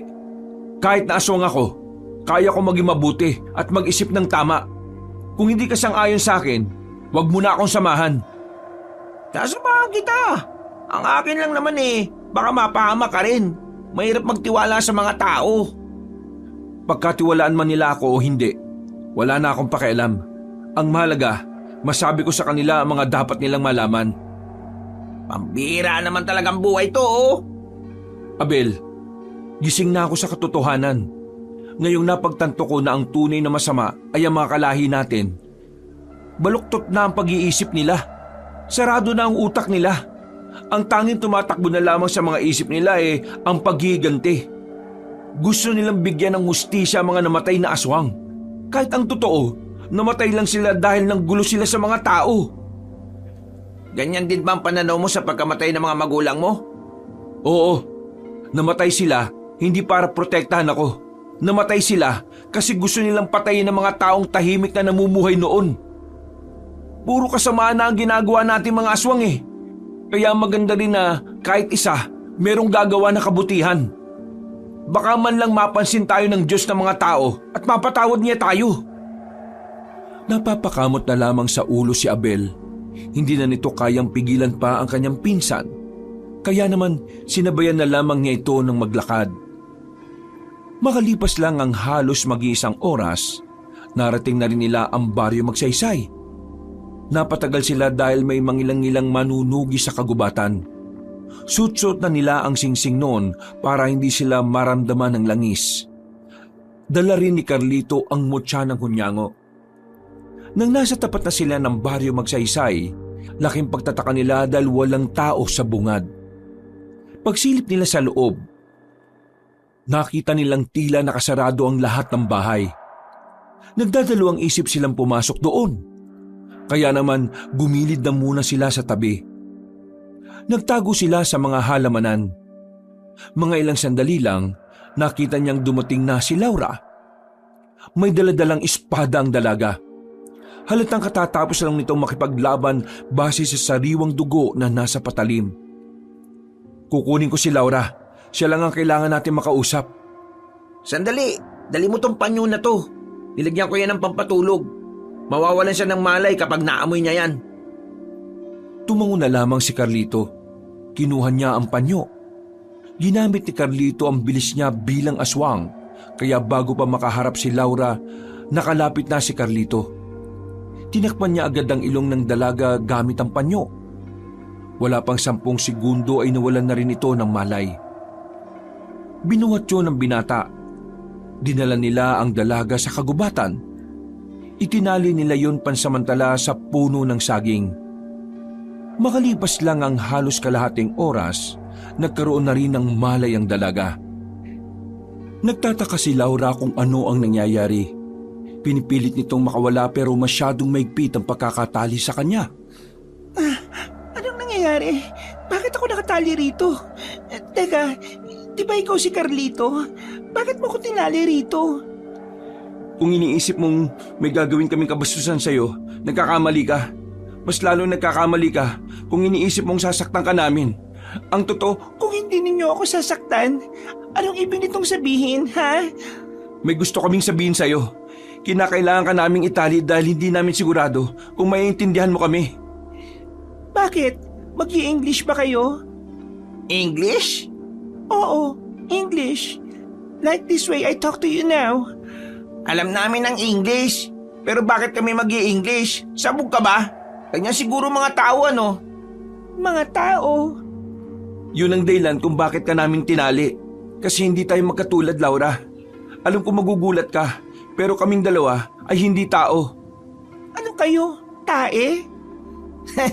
Maganda ka pero mabagal ka pala makaintindi. Laura, aswang kaming dalawa. Ha? Ako at ang pinsan ko. Mga aswang kami. Yung taong nagligtas nung nakaraan, ako yun. Ako ang nagligtas sa'yo laban sa mga gabunan na umatake sa perya. Ikaw yun? Teka, hindi magandang biro to Hindi ako natutuwa. Hindi kami nagbibiro. Hindi kami gagawa ng ganitong eksena kung walang kwentang sasabihin namin. Hindi ka namin biniyag ngayon para gawing pagkain. Kasi hindi ka naman mukhang masarap Nandito kami para tulungan ka. Kayo mga tao. Mga aswang kami, pero kami ang mga aswang na mulat. Kapag sinabing mulat, kami ang mga aswang na iba ang pananaw kumpara sa mga pananaw ng mga kapwa namin na sanay na sa karahasan. Hindi ko alam kung matatawag kaming mabuti pero hindi kami masamang aswang. Ayaw na namin sa sistema. Ayaw na namin ng karahasan. Kaya ngayon, nandito kami sa harapan mo para sana makipagkasundo. Tutulungan namin kayong maiwasan ang binabalak ng mga angkan namin na pag-atake sa inyo. Paano ako maniniwala sa mga katulad ninyo? Mga aswang kayo. Isa pa, una pa lang niloko nyo na ako. Sinabi nyo hindi kayo naniniwala sa aswang pero aswang pala kayo. Malamang, gagawa kami ng dahilan para hindi mo malaman kung ano kami. Ikaw ba kapag pumunta ka sa baryo naming mga aswang, sasabihin mo kaagad na tao ka? Hindi, di ba? Makinig ka, Laura. Wala na tayong panahon. 2 araw mula ngayon, aatake na ang mga kalahi namin. Kasabay ng pista ng 3 baryo ang kabilugan ng buwan. Ang gabi na kung saan lahat ng aswang ay malalakas. Kung gusto mong maligtas sa mga tao, gumawa na kayo ng paraan para makapaganda o para makaiwas. Hindi pa rin ako nakukumbinsi. Kung talagang aswang ka, ipakita mo sa akin. Isus, ang titigas talaga ng ulo ng mga tao kahit na kailan O sige, kung yan ang gusto mo, papakita ko sa'yo. Unti-unting binago ni Carlito ang kanyang itsura. Lumaki ng bahagya ang katawan nito. Nagkaroon din ito ng malapad na pakpak. Ganyan ang itsura ni Carlito kapag nakaanyong aswang. Para lang sa kalaman mo, siya na ang pinakamalakas sa mga kaedad namin. Ibig sabihin, pwede na rin siyang maging supremo. Sa katunayan, kapag namatay ang lolo namin, siya dapat ang kapalit. Namangha at kinilabutan ng dalaga. Napangangan na lamang ito. Pero binalik naman na ni Carlito ang kanyang itsura sa dati. Makikipagtulungan kami. Kung kinakailangan na ilaglag namin ang lahat ng plano nila, sasabihin namin sa inyo. Bakit nyo ito ginagawa? Ang pagkakaalam ko, likas kayong masasama. Yung kasi ang itinatak sa isipan nyo. Bakit namin ito ginagawa? Simple lang. Gusto namin ng tahimik na buhay. Umaasa kami na magkakasundo ang tao at aswang. At kapag nangyari yon, saka pa lang kami magkakaroon ng payapang buhay. Kaya ikaw ang kinakausap namin at hindi ang pinsan mo. Kasi alam namin na mas malawak ang pangunawa mo kaysa sa kanya at kaysa dun sa matandang si Tonyo. Laura, matutulungan ko kayo. Lalo na ngayon, meron akong mutya na gamit. Ikaw, may mutyang gamit? Imposible. Bakit imposible? Ang mutya ay pinagkakaloob lang sa tao na may busilak na puso. O di ba dapat matuwa ka? Kasi kahit hindi ako tao, may mutya ako. Ibig sabihin, nakitaan ako ng pagiging busilak ng kung sino man ang nagbigay sa akin ito. Anong klaseng mutya yan? Mutya ng hunyango. May kakayahan ako maging kakulay ang kadikit kong bagay. Dahilan para magmukha akong hindi nakikita. Bukod pa dun, mas naging doble ang pagiging sensitibo ng mga pandama ko. Mas kakaiba kumpara noong aswang ako at walang mutya. Ibig sabihin malakas ka? Malakas ka na bilang aswang, pero may mutya ka rin na nagpapalakas sa'yo? Siguro naman naniniwala ka na. Kumbinsido ka na bang hindi kami masamang aswang? Sige, naniniwala na ako.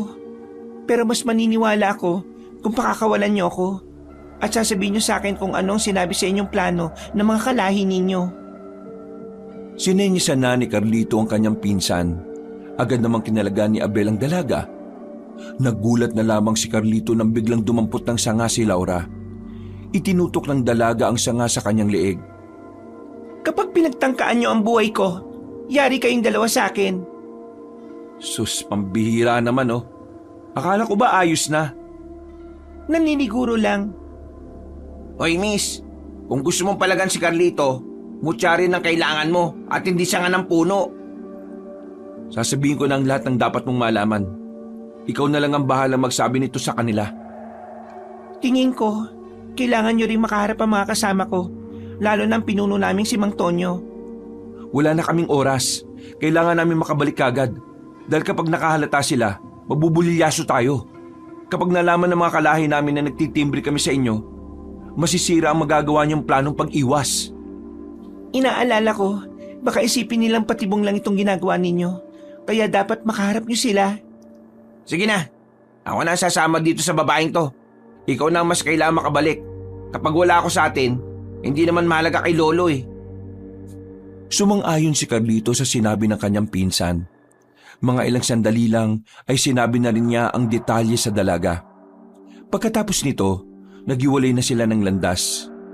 Mag-isang umuwi ang binatang si Carlito. Sumama naman si Abel kay Laura.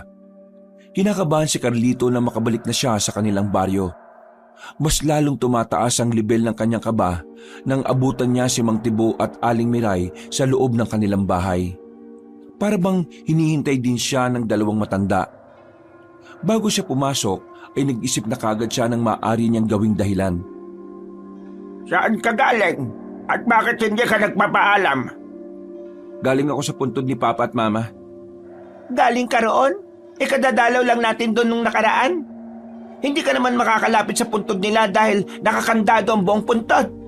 Nababalot ng bakal yon. Anong ginawa mo ron? Carlito, wag mo ko niloloko ha. Carlito, saan ka galing? Sa puntod nga po ni Mama at Papa. Nasa labas lang ako. Bigla ko lang kasi silang naalala. Bigla ko na lang naisip na papaano pala kung hindi sila namatay ng maaga. May magbabago kaya sa akin kung kasama ko sila ngayon? Nagkatinginan ng dalawang matanda. Agad namang nakaramdam ng awa si Aling Miray sa binata kahit di naman totoo ang pinagsasasabi nito.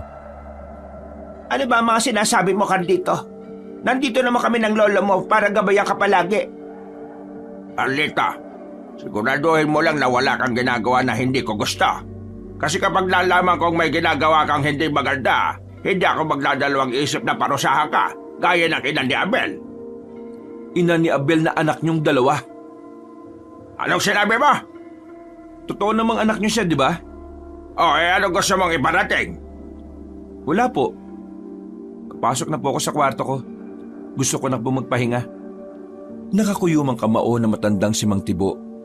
Buti na lamang ay umalis na rin ang binata dahil baka sapakin pa siya ng kanyang lolo. Pagpasok niya sa kanyang kwarto, agad niyang kinuha ang mutya ng hunyango. Kumuha siya ng tali at ikinabit sa itim na perlas. Sinuot na niya yon sa kanyang leeg. Sa puntong ito, naisip niyang malaki ang may tutulong sa kanya ng mutyang yon, na sana tulungan siya ng mutya para maisagawa ang lahat ng kanyang ninanais. Para maghari ang kapayapaan sa pagitan ng mga tao at ng mga aswang. Sa kakaisip ng kung ano-ano, nakaramdam na rin ng antok ang binatang si Carlito. Tanghali na nang magising siya sa malakas na yugyug ni Abel sa kanya. Agad siyang napabangon at saka iritadong nagsalita. Ano ba? Yugyug ng yugyug eh. Lalim ng tulog mo. Parang hindi ka aswang ah. Bakit ba? May problema ba? Ay, ano nga pala nangyari sa lakad mo? Ayos naman. Wala naman silang ginawang masama sa akin. Pero pakiramdam ko, hindi pa rin sila kumbinsido. Lalo na yung pinuno ng mga manunugis, yung si Mang Tonyo. Ang mahalaga, nagpakita ka sa kanila. Ngayon, intindi natin si Lolo Tibo. Tingin ko, naghihinala siya sa akin. Magiging limitado lang ang galaw ko. Kaya wala na akong magagawa kundi gamitin ang kakayahan nitong mutya. Kailangan natin mag-ingat kay Lolo. Kapag nalaman niyang nagtataksil tayo sa lahat ng aswang, kamatayan agad ang ipapato niya sa atin. Baka siya pang mismong pumugot sa ulo natin eh. Napabuntong hininga na lamang si Carlito. Aminadong kinakabahan pa rin sa mga maaaring mangyari. Pero para sa kanya, wala na siyang dahilan para umatras pa. Takong 12:00, lumabas sila ng bahay. Hinanap nila si Mang Tibo, pero hindi nila yun nakita. Kahit si Aling Miray, hindi na rin sinasabi kung nasaan ang lolo nila. Mahinala na si Carlito na ang matandang si Mang Tibo ay nasa konseho na naman. Bagay na sasamantalahin na naman ni Carlito para makipagkita kay Laura. Ayon kasi kay Abel, gusto siyang makausap ng pinuno ng mga manunugis. Tanghaling tapat, umalis sila ng kanilang baryo. Kampante silang walang nakakita sa kanila dahil ginamit nila ang mutya ng hunyango. Agad silang nakarating sa baryo na Magsaysay. Pinapasok naman agad sila nang sunduin sila ni Laura. Dinala sila ng dalaga sa bahay ni Mang Tonyo. Naroon din ng ilang opisyal na mga manunugis. Ang iba ay seryosong nakatingin sa kanya. Ang iba naman ay masama ang tingin na para siyang kakainin. Kagaya na lamang ng binatang si Isagani. Nasabi na sa akin ang pinsan mo, pero gusto rin kitang marinig magsalita. Hindi ko kasi nakala na isa ka palang aswang. Mukha ka lang kasing tao nung una nating pagkikita eh. Dahil sa singsing na suot namin, kaya hindi aalingasaw ang amoy namin. Kahit ang presensya namin bilang aswang hindi rin mararamdaman ng mga kagaya ninyo. Maging ang langis ng lana, hindi rin kukulo. Inimbento ito ng tatay ko na namatay sa labanan noon. Ang singsing na ito ay siguradong suot ng mga kalahay ko sa gabi ng pag-atake nila. Hindi nyo sila mararamdaman, kaya mabibigla na lang kayo sa mga mangyayari. Kaya naman, gusto ko na bukas ng gabi, sana'y umalis na kayo. Mas magandang wala na kayo dito bago sumapit ang umaga, bago magpista. Ganon din ang mga tao sa kabilang mga baryo. Hindi madali ang sinasabi mong lisanin ng mga baryo. Wala nang oras. Hindi rin papayag ang iba. Ang gusto kong marinig mula sa iyo ay kung meron kang masasabing kahinaan ng mga kalahi mo. Dahil kung talagang gusto mong pigilan ang karahasan nila, sasabihin mo ang kahinaan nila. Plano namin kami ang lulusob sa baryo ninyo bago ang pista. Sa kasamaang palad, ang alam ko lang na kahinaan ng mga pangkaraniwang aswang ay ang pilak na punyal, palaso, o kahit na anong sandatang may pilak. Madali silang mamamatay kung pilak ang gagamiting sandata. Pagdating sa Supremo, Wala akong alam na kahinaan nila. Hindi sila masyadong nakikihalubilo sa mga mabababang uri o sa mga hindi nila kalibel. Ang lolo mo, sabi nitong pinsan mo, supremo siya. Hindi ko nga rin alam kung anong kahinaan niya eh. Imposible! Lolo mo? Siya na ang nagpalaki sa'yo tapos hindi mo alam? Mang Tonyo, magtitiwala kayo rito? Baka mamaya, patibong lang ang latang ito. Pinagkaluban ako ng mutya ng hunyango. Tingin mo, kung masama akong nilalang, bibigyan ba ako ng mutya? Nanahimik ang binatang si Isagani. Sinaway na rin ito ni Mang Tonyo. May katwiran nga siya. Ang mga mutya ay pinagkakaloob lang sa mga nilalang na may busilak na puso. Pero ang gusto kong malaman ngayon ay kung ano ang gagawin natin. Ibibigay mo sa akin lahat ng impormasyon ng lugar ninyo na mga maaari naming makaharap. Lahat ng dapat kong malaman. Kapag nagawa mo yan, magtitiwala na ako sa iyo. Handa kong ibigay ang lahat ng dapat ninyong malaman. Pinapasok na siya ni Mang Tonyo sa loob ng bahay. Nag-usap sila ng masinsinan ng silang dalawa lang.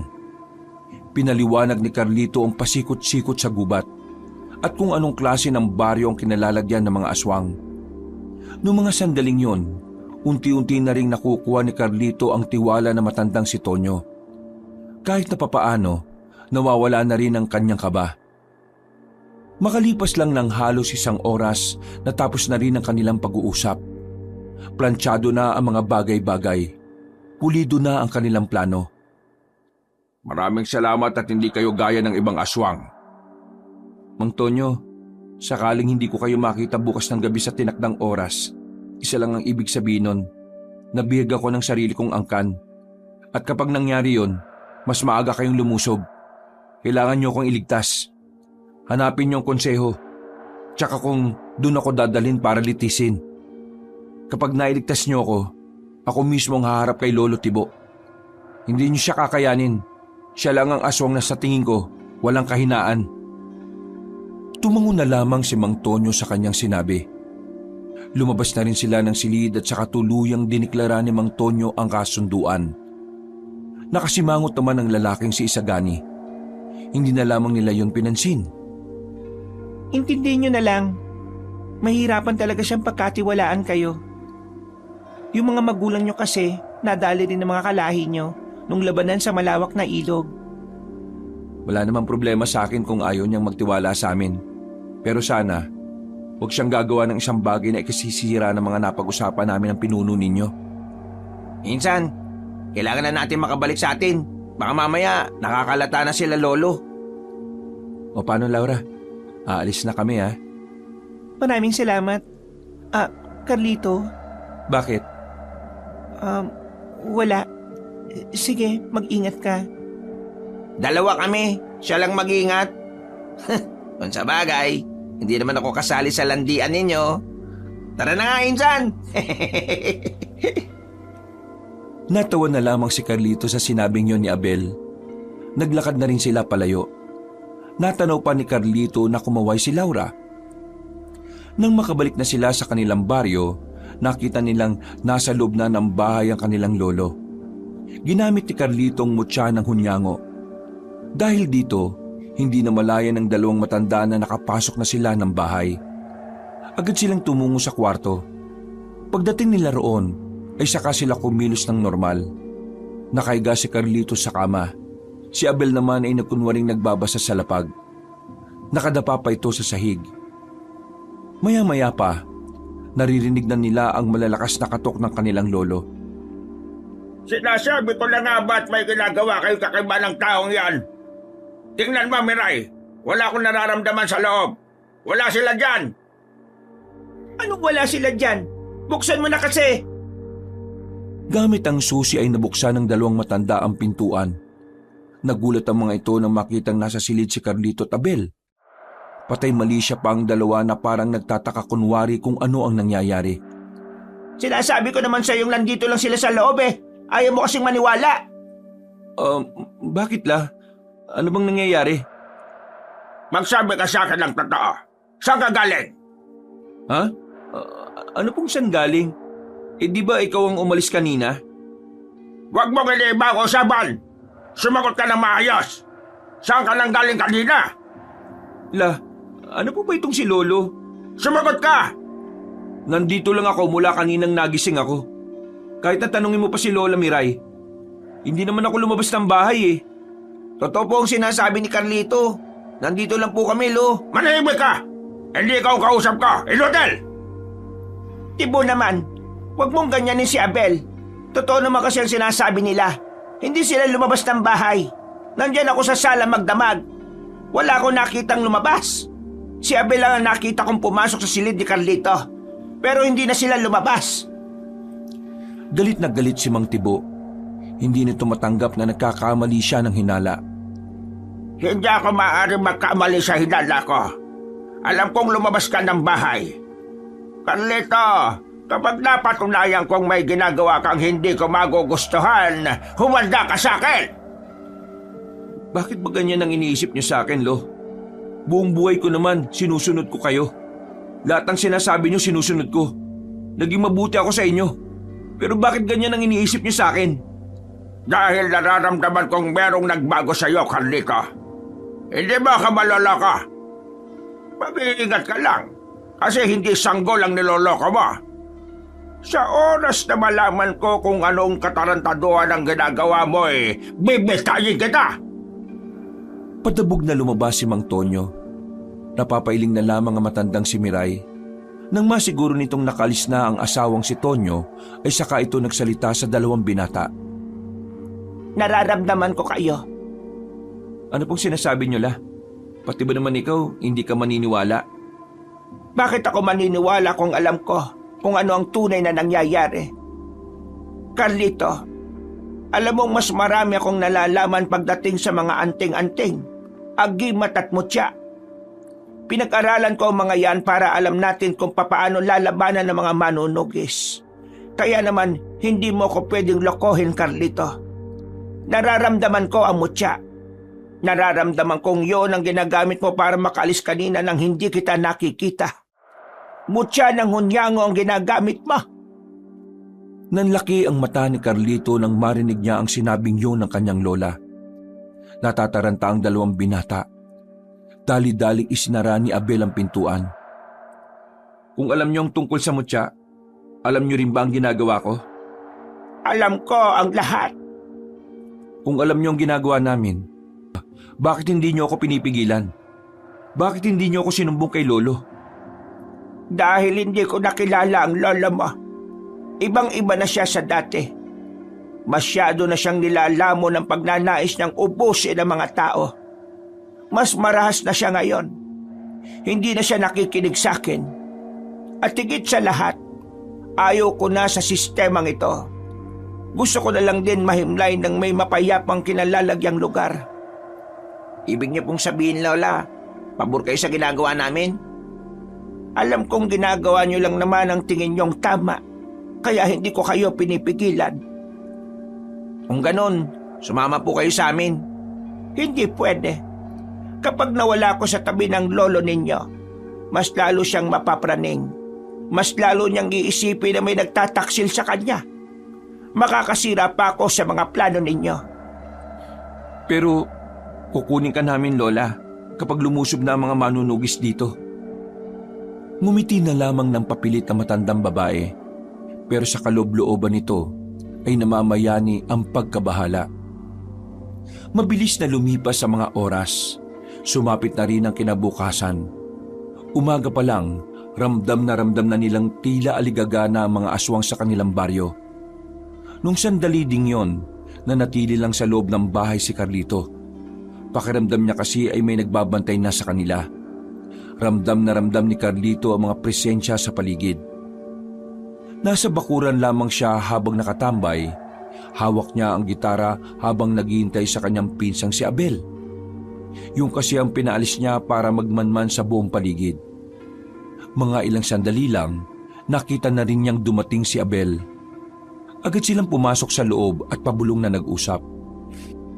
Insan, kailangan mo nang umalis ngayon. Ha? Bakit? Ano bang nalaman mo?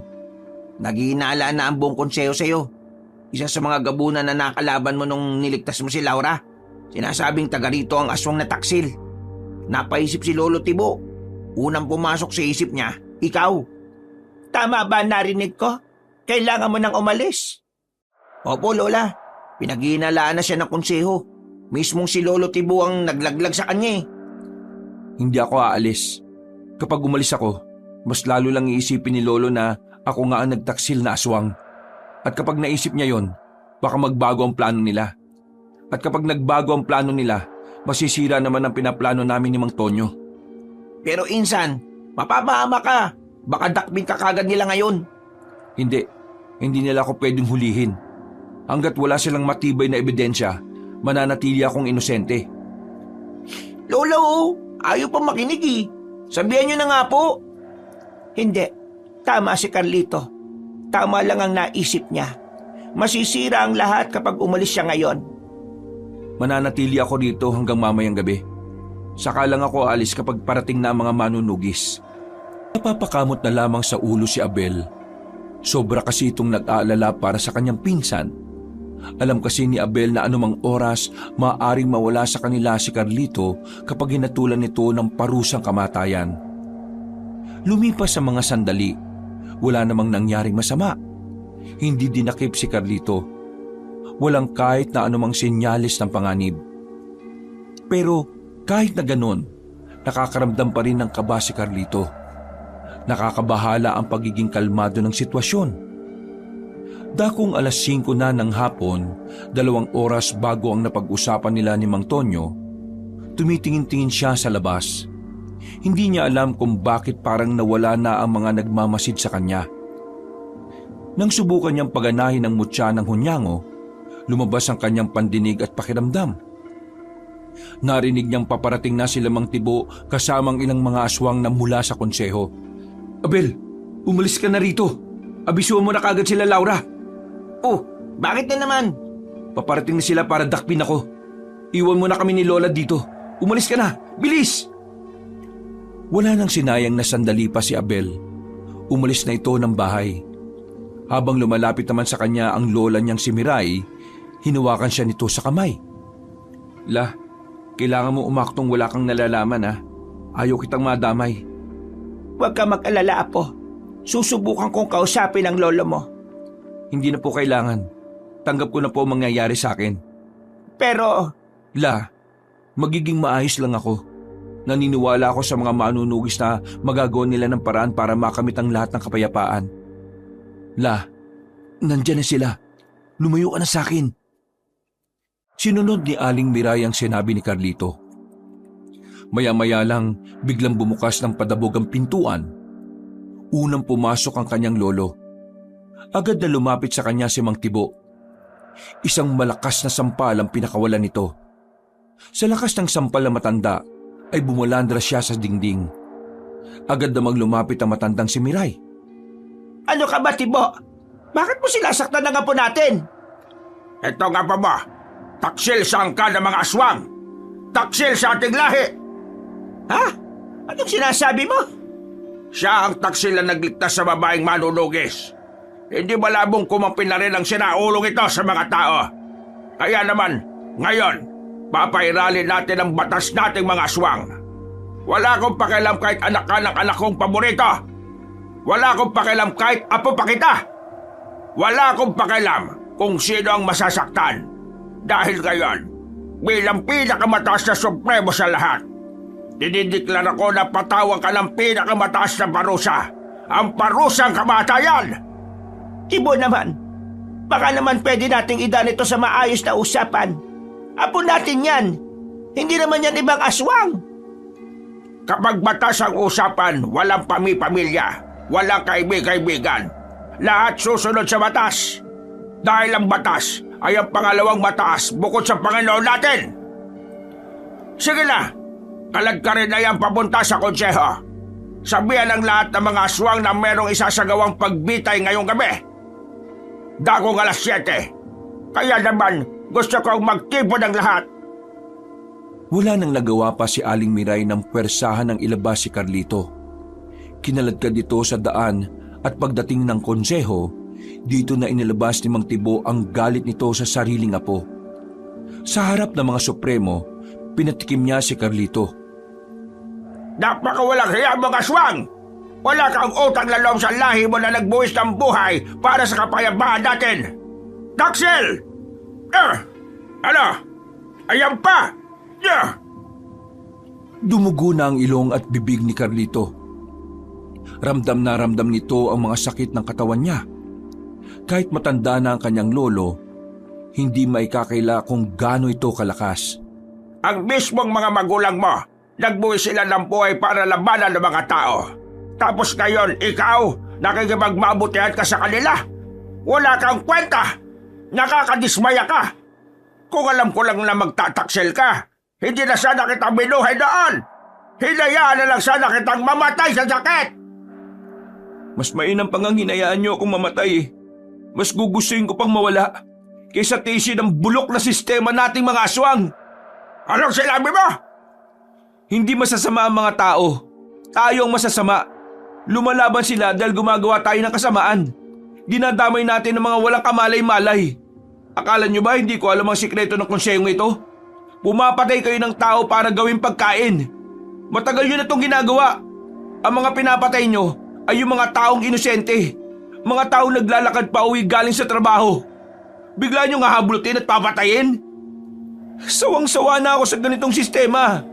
Mulat na ako sa katotohanan na ang aswang talaga ang tunay na salot at hindi ang mga tao. Ang kapal ng mukha mo! Nagbago na ang kulay ng mata ni Mang Tibo. Galit na galit itong binugbog ang binata. Hanggang sa tuluyan na nga itong mapahiga. Wala kang alam sa mga sinakripisyo namin para lang manatiling buhay ang lahi natin. Isa ka lang pangkaraniwang aswang na nakikinabang sa kapayapaan na kami ang dahilan. Hindi kapayapaan ang tawag dito. Isa itong impyerno! Muli nga naman binugbog ni Mang Tibo ang kanyang apo. Tumigil lamang ito ng awatin na ito ng iba pang supremo. Mga ilang sandali lang, nagsimula na ang imbestigasyon. Pero kahit na anong gawin ng mga supremo, walang binanggit na kahit na anong impormasyon ng binata. Lamog na ang katawan nito kakabugbog. Kaya naman, pagpatak ng alas 7 ng gabi, tuluyan ang hinatulan ng parusang kamatayan ang aswang na si Carlito. Muling kinaladkad si Carlito palabas ng konseho. Sa bungad ay nakaabang na si Aling Miray. Lalapit sana ito kay Carlito pero nagulat ang matandang babae nang itulak siya mismo ng kanyang asawa. Kriminal ang lalaking ito. Subukan mong protektahan ang apo mong ito. Kundi pati ikaw madadamay. Naririnig mo ba ang sarili mo, Tibo? Huwag ka nang makialam. Itinali si Carlito sa malapad na katawan ng puno. Nasa malawak silang bakuran at nasa loob ng bakuran na yon ang mga aswang na nag-aabang sa mangyayaring pagbitay. Maraming galit kay Carlito. Maraming nagbababato sa kanya ng bato. Nadagdagan pa ang sugat ng lalaki sa muka. Gustuin man ni Aling Miray na harangan at saluhin ang mga batong tumatama sa binata, wala itong magawa dahil nakaharang ang mga aswang mula sa konseho. Ang nasa harapan ninyo ay ang apo ko na ngayon ay itinatakwil ko na. Pinagtaksilan niya ang lahi dating mga aswang. Kaya ngayong gabi, masasaksiyan niyo lahat ang parusang kamatayan na nararapat para sa kanya. Nagsigawan ng mga aswang. May masaya at meron din namang mga galit na galit. Ilang sandali pa, dumating na rin ang isang lalaking aswang na dala ang malaking espada. Ang espadang yun ang ginagamit kapag pinupugutan ng mga nakakasala sa kanila. Hindi ba nanaig ang kasamaan ninyo? Paparating na sila. Nararamdaman ko sila. Bago pa matuloy ang parusang kamatayan, biglang nabulabog ang buong baryo nila. May mga manunugis na lumabas mula sa mga gilid-gilid. Umulan ng mga palaso. Pagkatapos, pinagtatataga ng mga yon ng mga aswang na naroon. Si Mang Tibo naman at ang ilang supremo ay agad na nakapagtago. Naramdaman na lamang ni Carlito si Abel na nasa tabi na niya. Agad nitong inalis ang kanyang pagkakagapos. Insan, hanapin mo si Lola. Baka madamay siya pakiusap. Sige, akong bahala kay Lola. Nang makatayo na si Carlito, ay lumapit na sa kanya si Laura at Mang Tonyo. Naroon din si Isagani na nakasimangot. Maraming salamat. Saktong-sakto ang dating ninyo. Maraming salamat din at inabutan ka pa namin buhay. Mang Tonyo, Laura, kayo na ang bahala sa ibang supremo. Ako nang haharap kay Lolo Tibo. Sigurado kang kaya mo ang lolo mo sa ganyang kalagayan mo? Opo, kakayanin ko. Nasa akin na mutya at isa rin naman akong aswang. Sige, kami nang bahala sa iba. Nang umalis na rin ang dalawang yon para harapin ang mga supremo, pinatunog na rin ni Carlito ang kanyang mga daliri pati na rin ang leeg. Handang-handa na siyang labanan ng kanyang lolo. Hindi niya alam kung kakayanin niya ito, pero handa siyang gawin ng lahat, matalo lamang ito. Pinagana na niya ang kanyang mutya. Hindi na siya nakikita ng mga aswang na nadadaanan niya. Nagtungo agad si Carlito sa kinaroroonan ng kanyang lolo. Inabutan niya yon sa loob ng konseho. Nagulat na lamang ang matanda nang bigla siyang lumitaw sa gilid. Paano ka napunta dyan? Lolo, alam niyo ba na ang aswang ay pwede rin makagamit ng mutya? Anong pinagsasabi ba? Inilabas ni Carlito ang mutya ng hunyango. Hindi makapaniwala ang kanyang lolo. Nanlalaki ang mga mata nito. Nagpakita naman ng nakakalokong ngiti si Carlito. Ibig sabihin lang nito, kayang maging mabuti ng isang aswang. Kaya maging asal tao ang aswang. Kaya mali kayo nang itinuro sa amin na ang aswang, likas na masama. Anong tingin mo sa sarili mo? Porque may ganyan ka kakayanin mo na ako matalo? Nakakalimutan mo na bang marami na akong pinaslang na manunugis na may mga gamit pang mutya? Mga pangkaraniwang tao lang sila. Ang nasa harapan mo ngayon ay ang kauna-unahang aswang na nakakagamit ng mutya. Unti-unting nagbago ang kutis ni Carlito. Naging kakutis na niya ang hunyango. Para ding may kaunting kaliskis. Humaba rin ang kuko ni Carlito. Pero bukod pa rito, lumabas na rin ang malapad na pakpak ng binata. Tila naghalo na ang pagiging hunyango niya at ang pagiging aswang. Marami ka pang kakaining manok, Carlita. Hindi mo ka matasala. Nagbago na rin ang anyo ang matanda. Pinalabas na rin nito ang malapad ding pakpak na kulubot na ang lahat. Sabay silang lumipad sa ere. Nagsagupaan sila sa itaas. Sa puntong ito, aminado si Carlito na talagang malakas ang kanyang lolo. Sa unang pagtatapat, si Carlito ang bumagsak. Walang-wala ka pa sa karanasan ko, Carlita. Kaya mangarap ka na lang na mananalo ka sa laban na ito. Hindi pa nakakabangon si Carlito, bigla na lamang umatake ulit ang matanda. Sinubukan niyang makailag, pero hindi siya nagtagumpay. Nasalo niya ang malakas na suntok ng kanyang lolo, pero hindi pa rin nagtapos ang lahat. Nahawakan siya ni Mang Tibo sa pakpak. Napasigaw na lamang sa sobrang sakit ang binata nang putuli ni Mang Tibo ang pakpak niya sa kaliwa.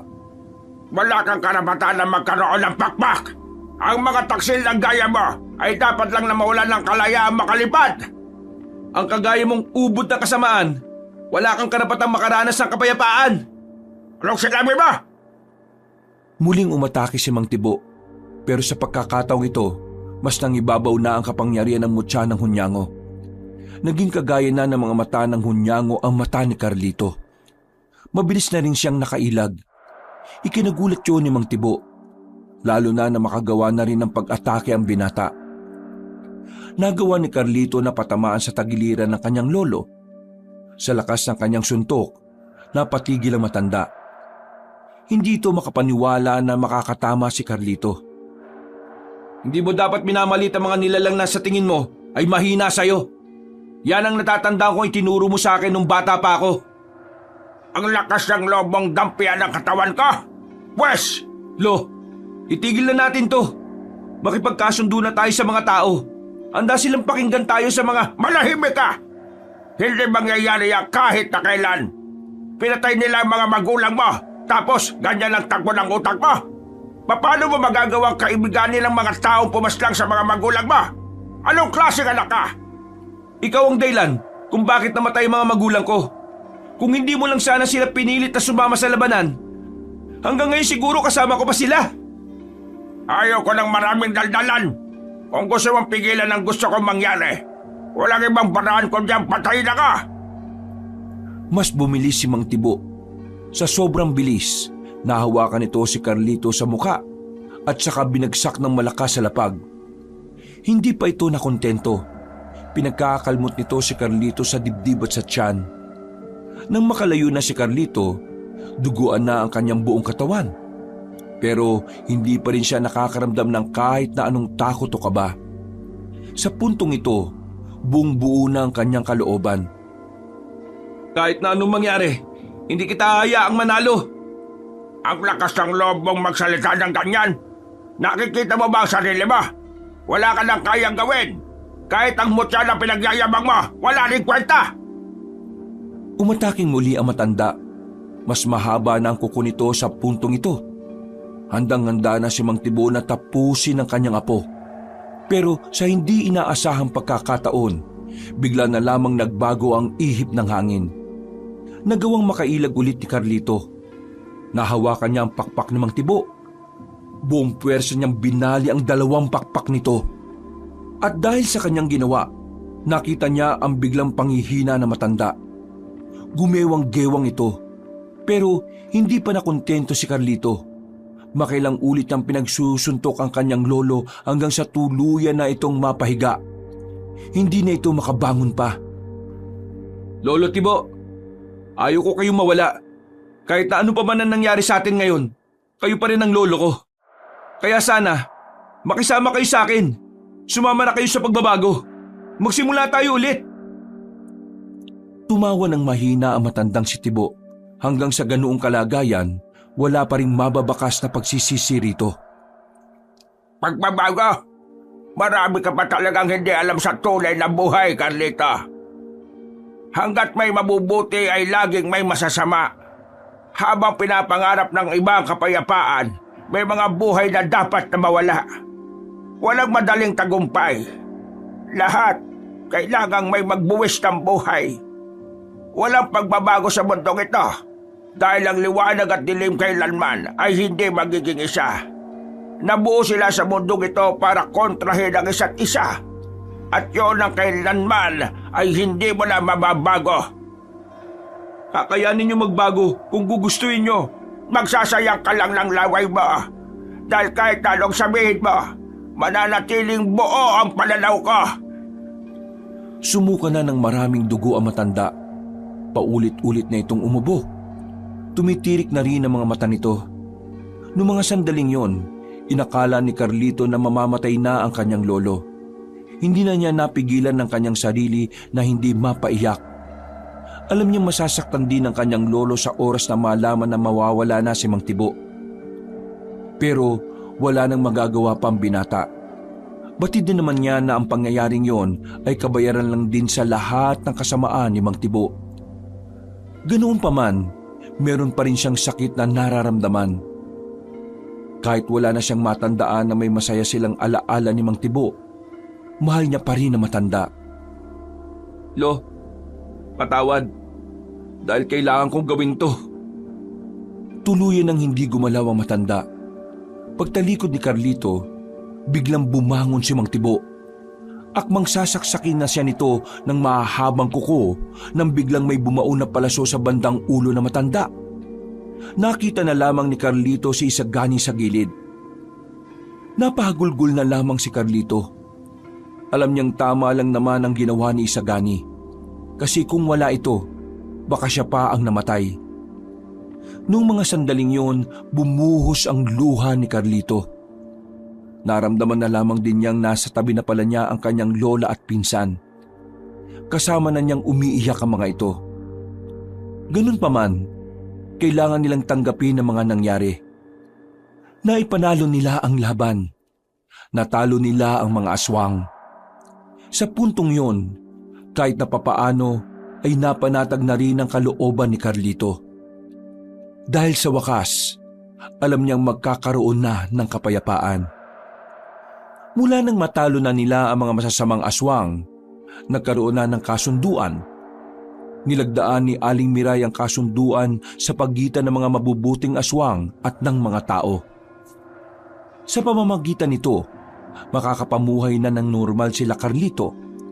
Hindi sila gagalawin ng mga manunugis at hindi rin naman nila pwedeng galawin ng mga tao. Dahil wala na rin naman ang mga aswang sa baryo, pinasunog na lamang yon ni Aling Miray. Lahat ng bahay ay inabo ng apoy. Habang silang maglola naman, mas pinili na lamang mamuhay sa malayo. Nagtungo sila ng Maynila. Doon nila naisimula ng kanilang buhay bilang mga aswang na mabubuti. Sinubukan nilang mamuhay ng normal.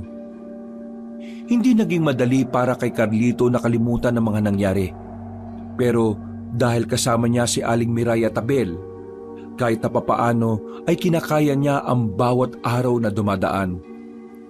Sa ngayon, na kay Carlito pa rin ang mutya at alam niyang magagamit siya pa yon sakaling may mga kapwa-aswang na naman ang magtatangka sa buhay ng mga tao. Nagkaroon ng patuloy na pag-uusap sina Carlito at Laura. Hindi nawala ang kanilang komunikasyon. Nararamdaman ni Carlito na magkakaroon ng panibagong yugto ang kanyang buhay kasama si Laura.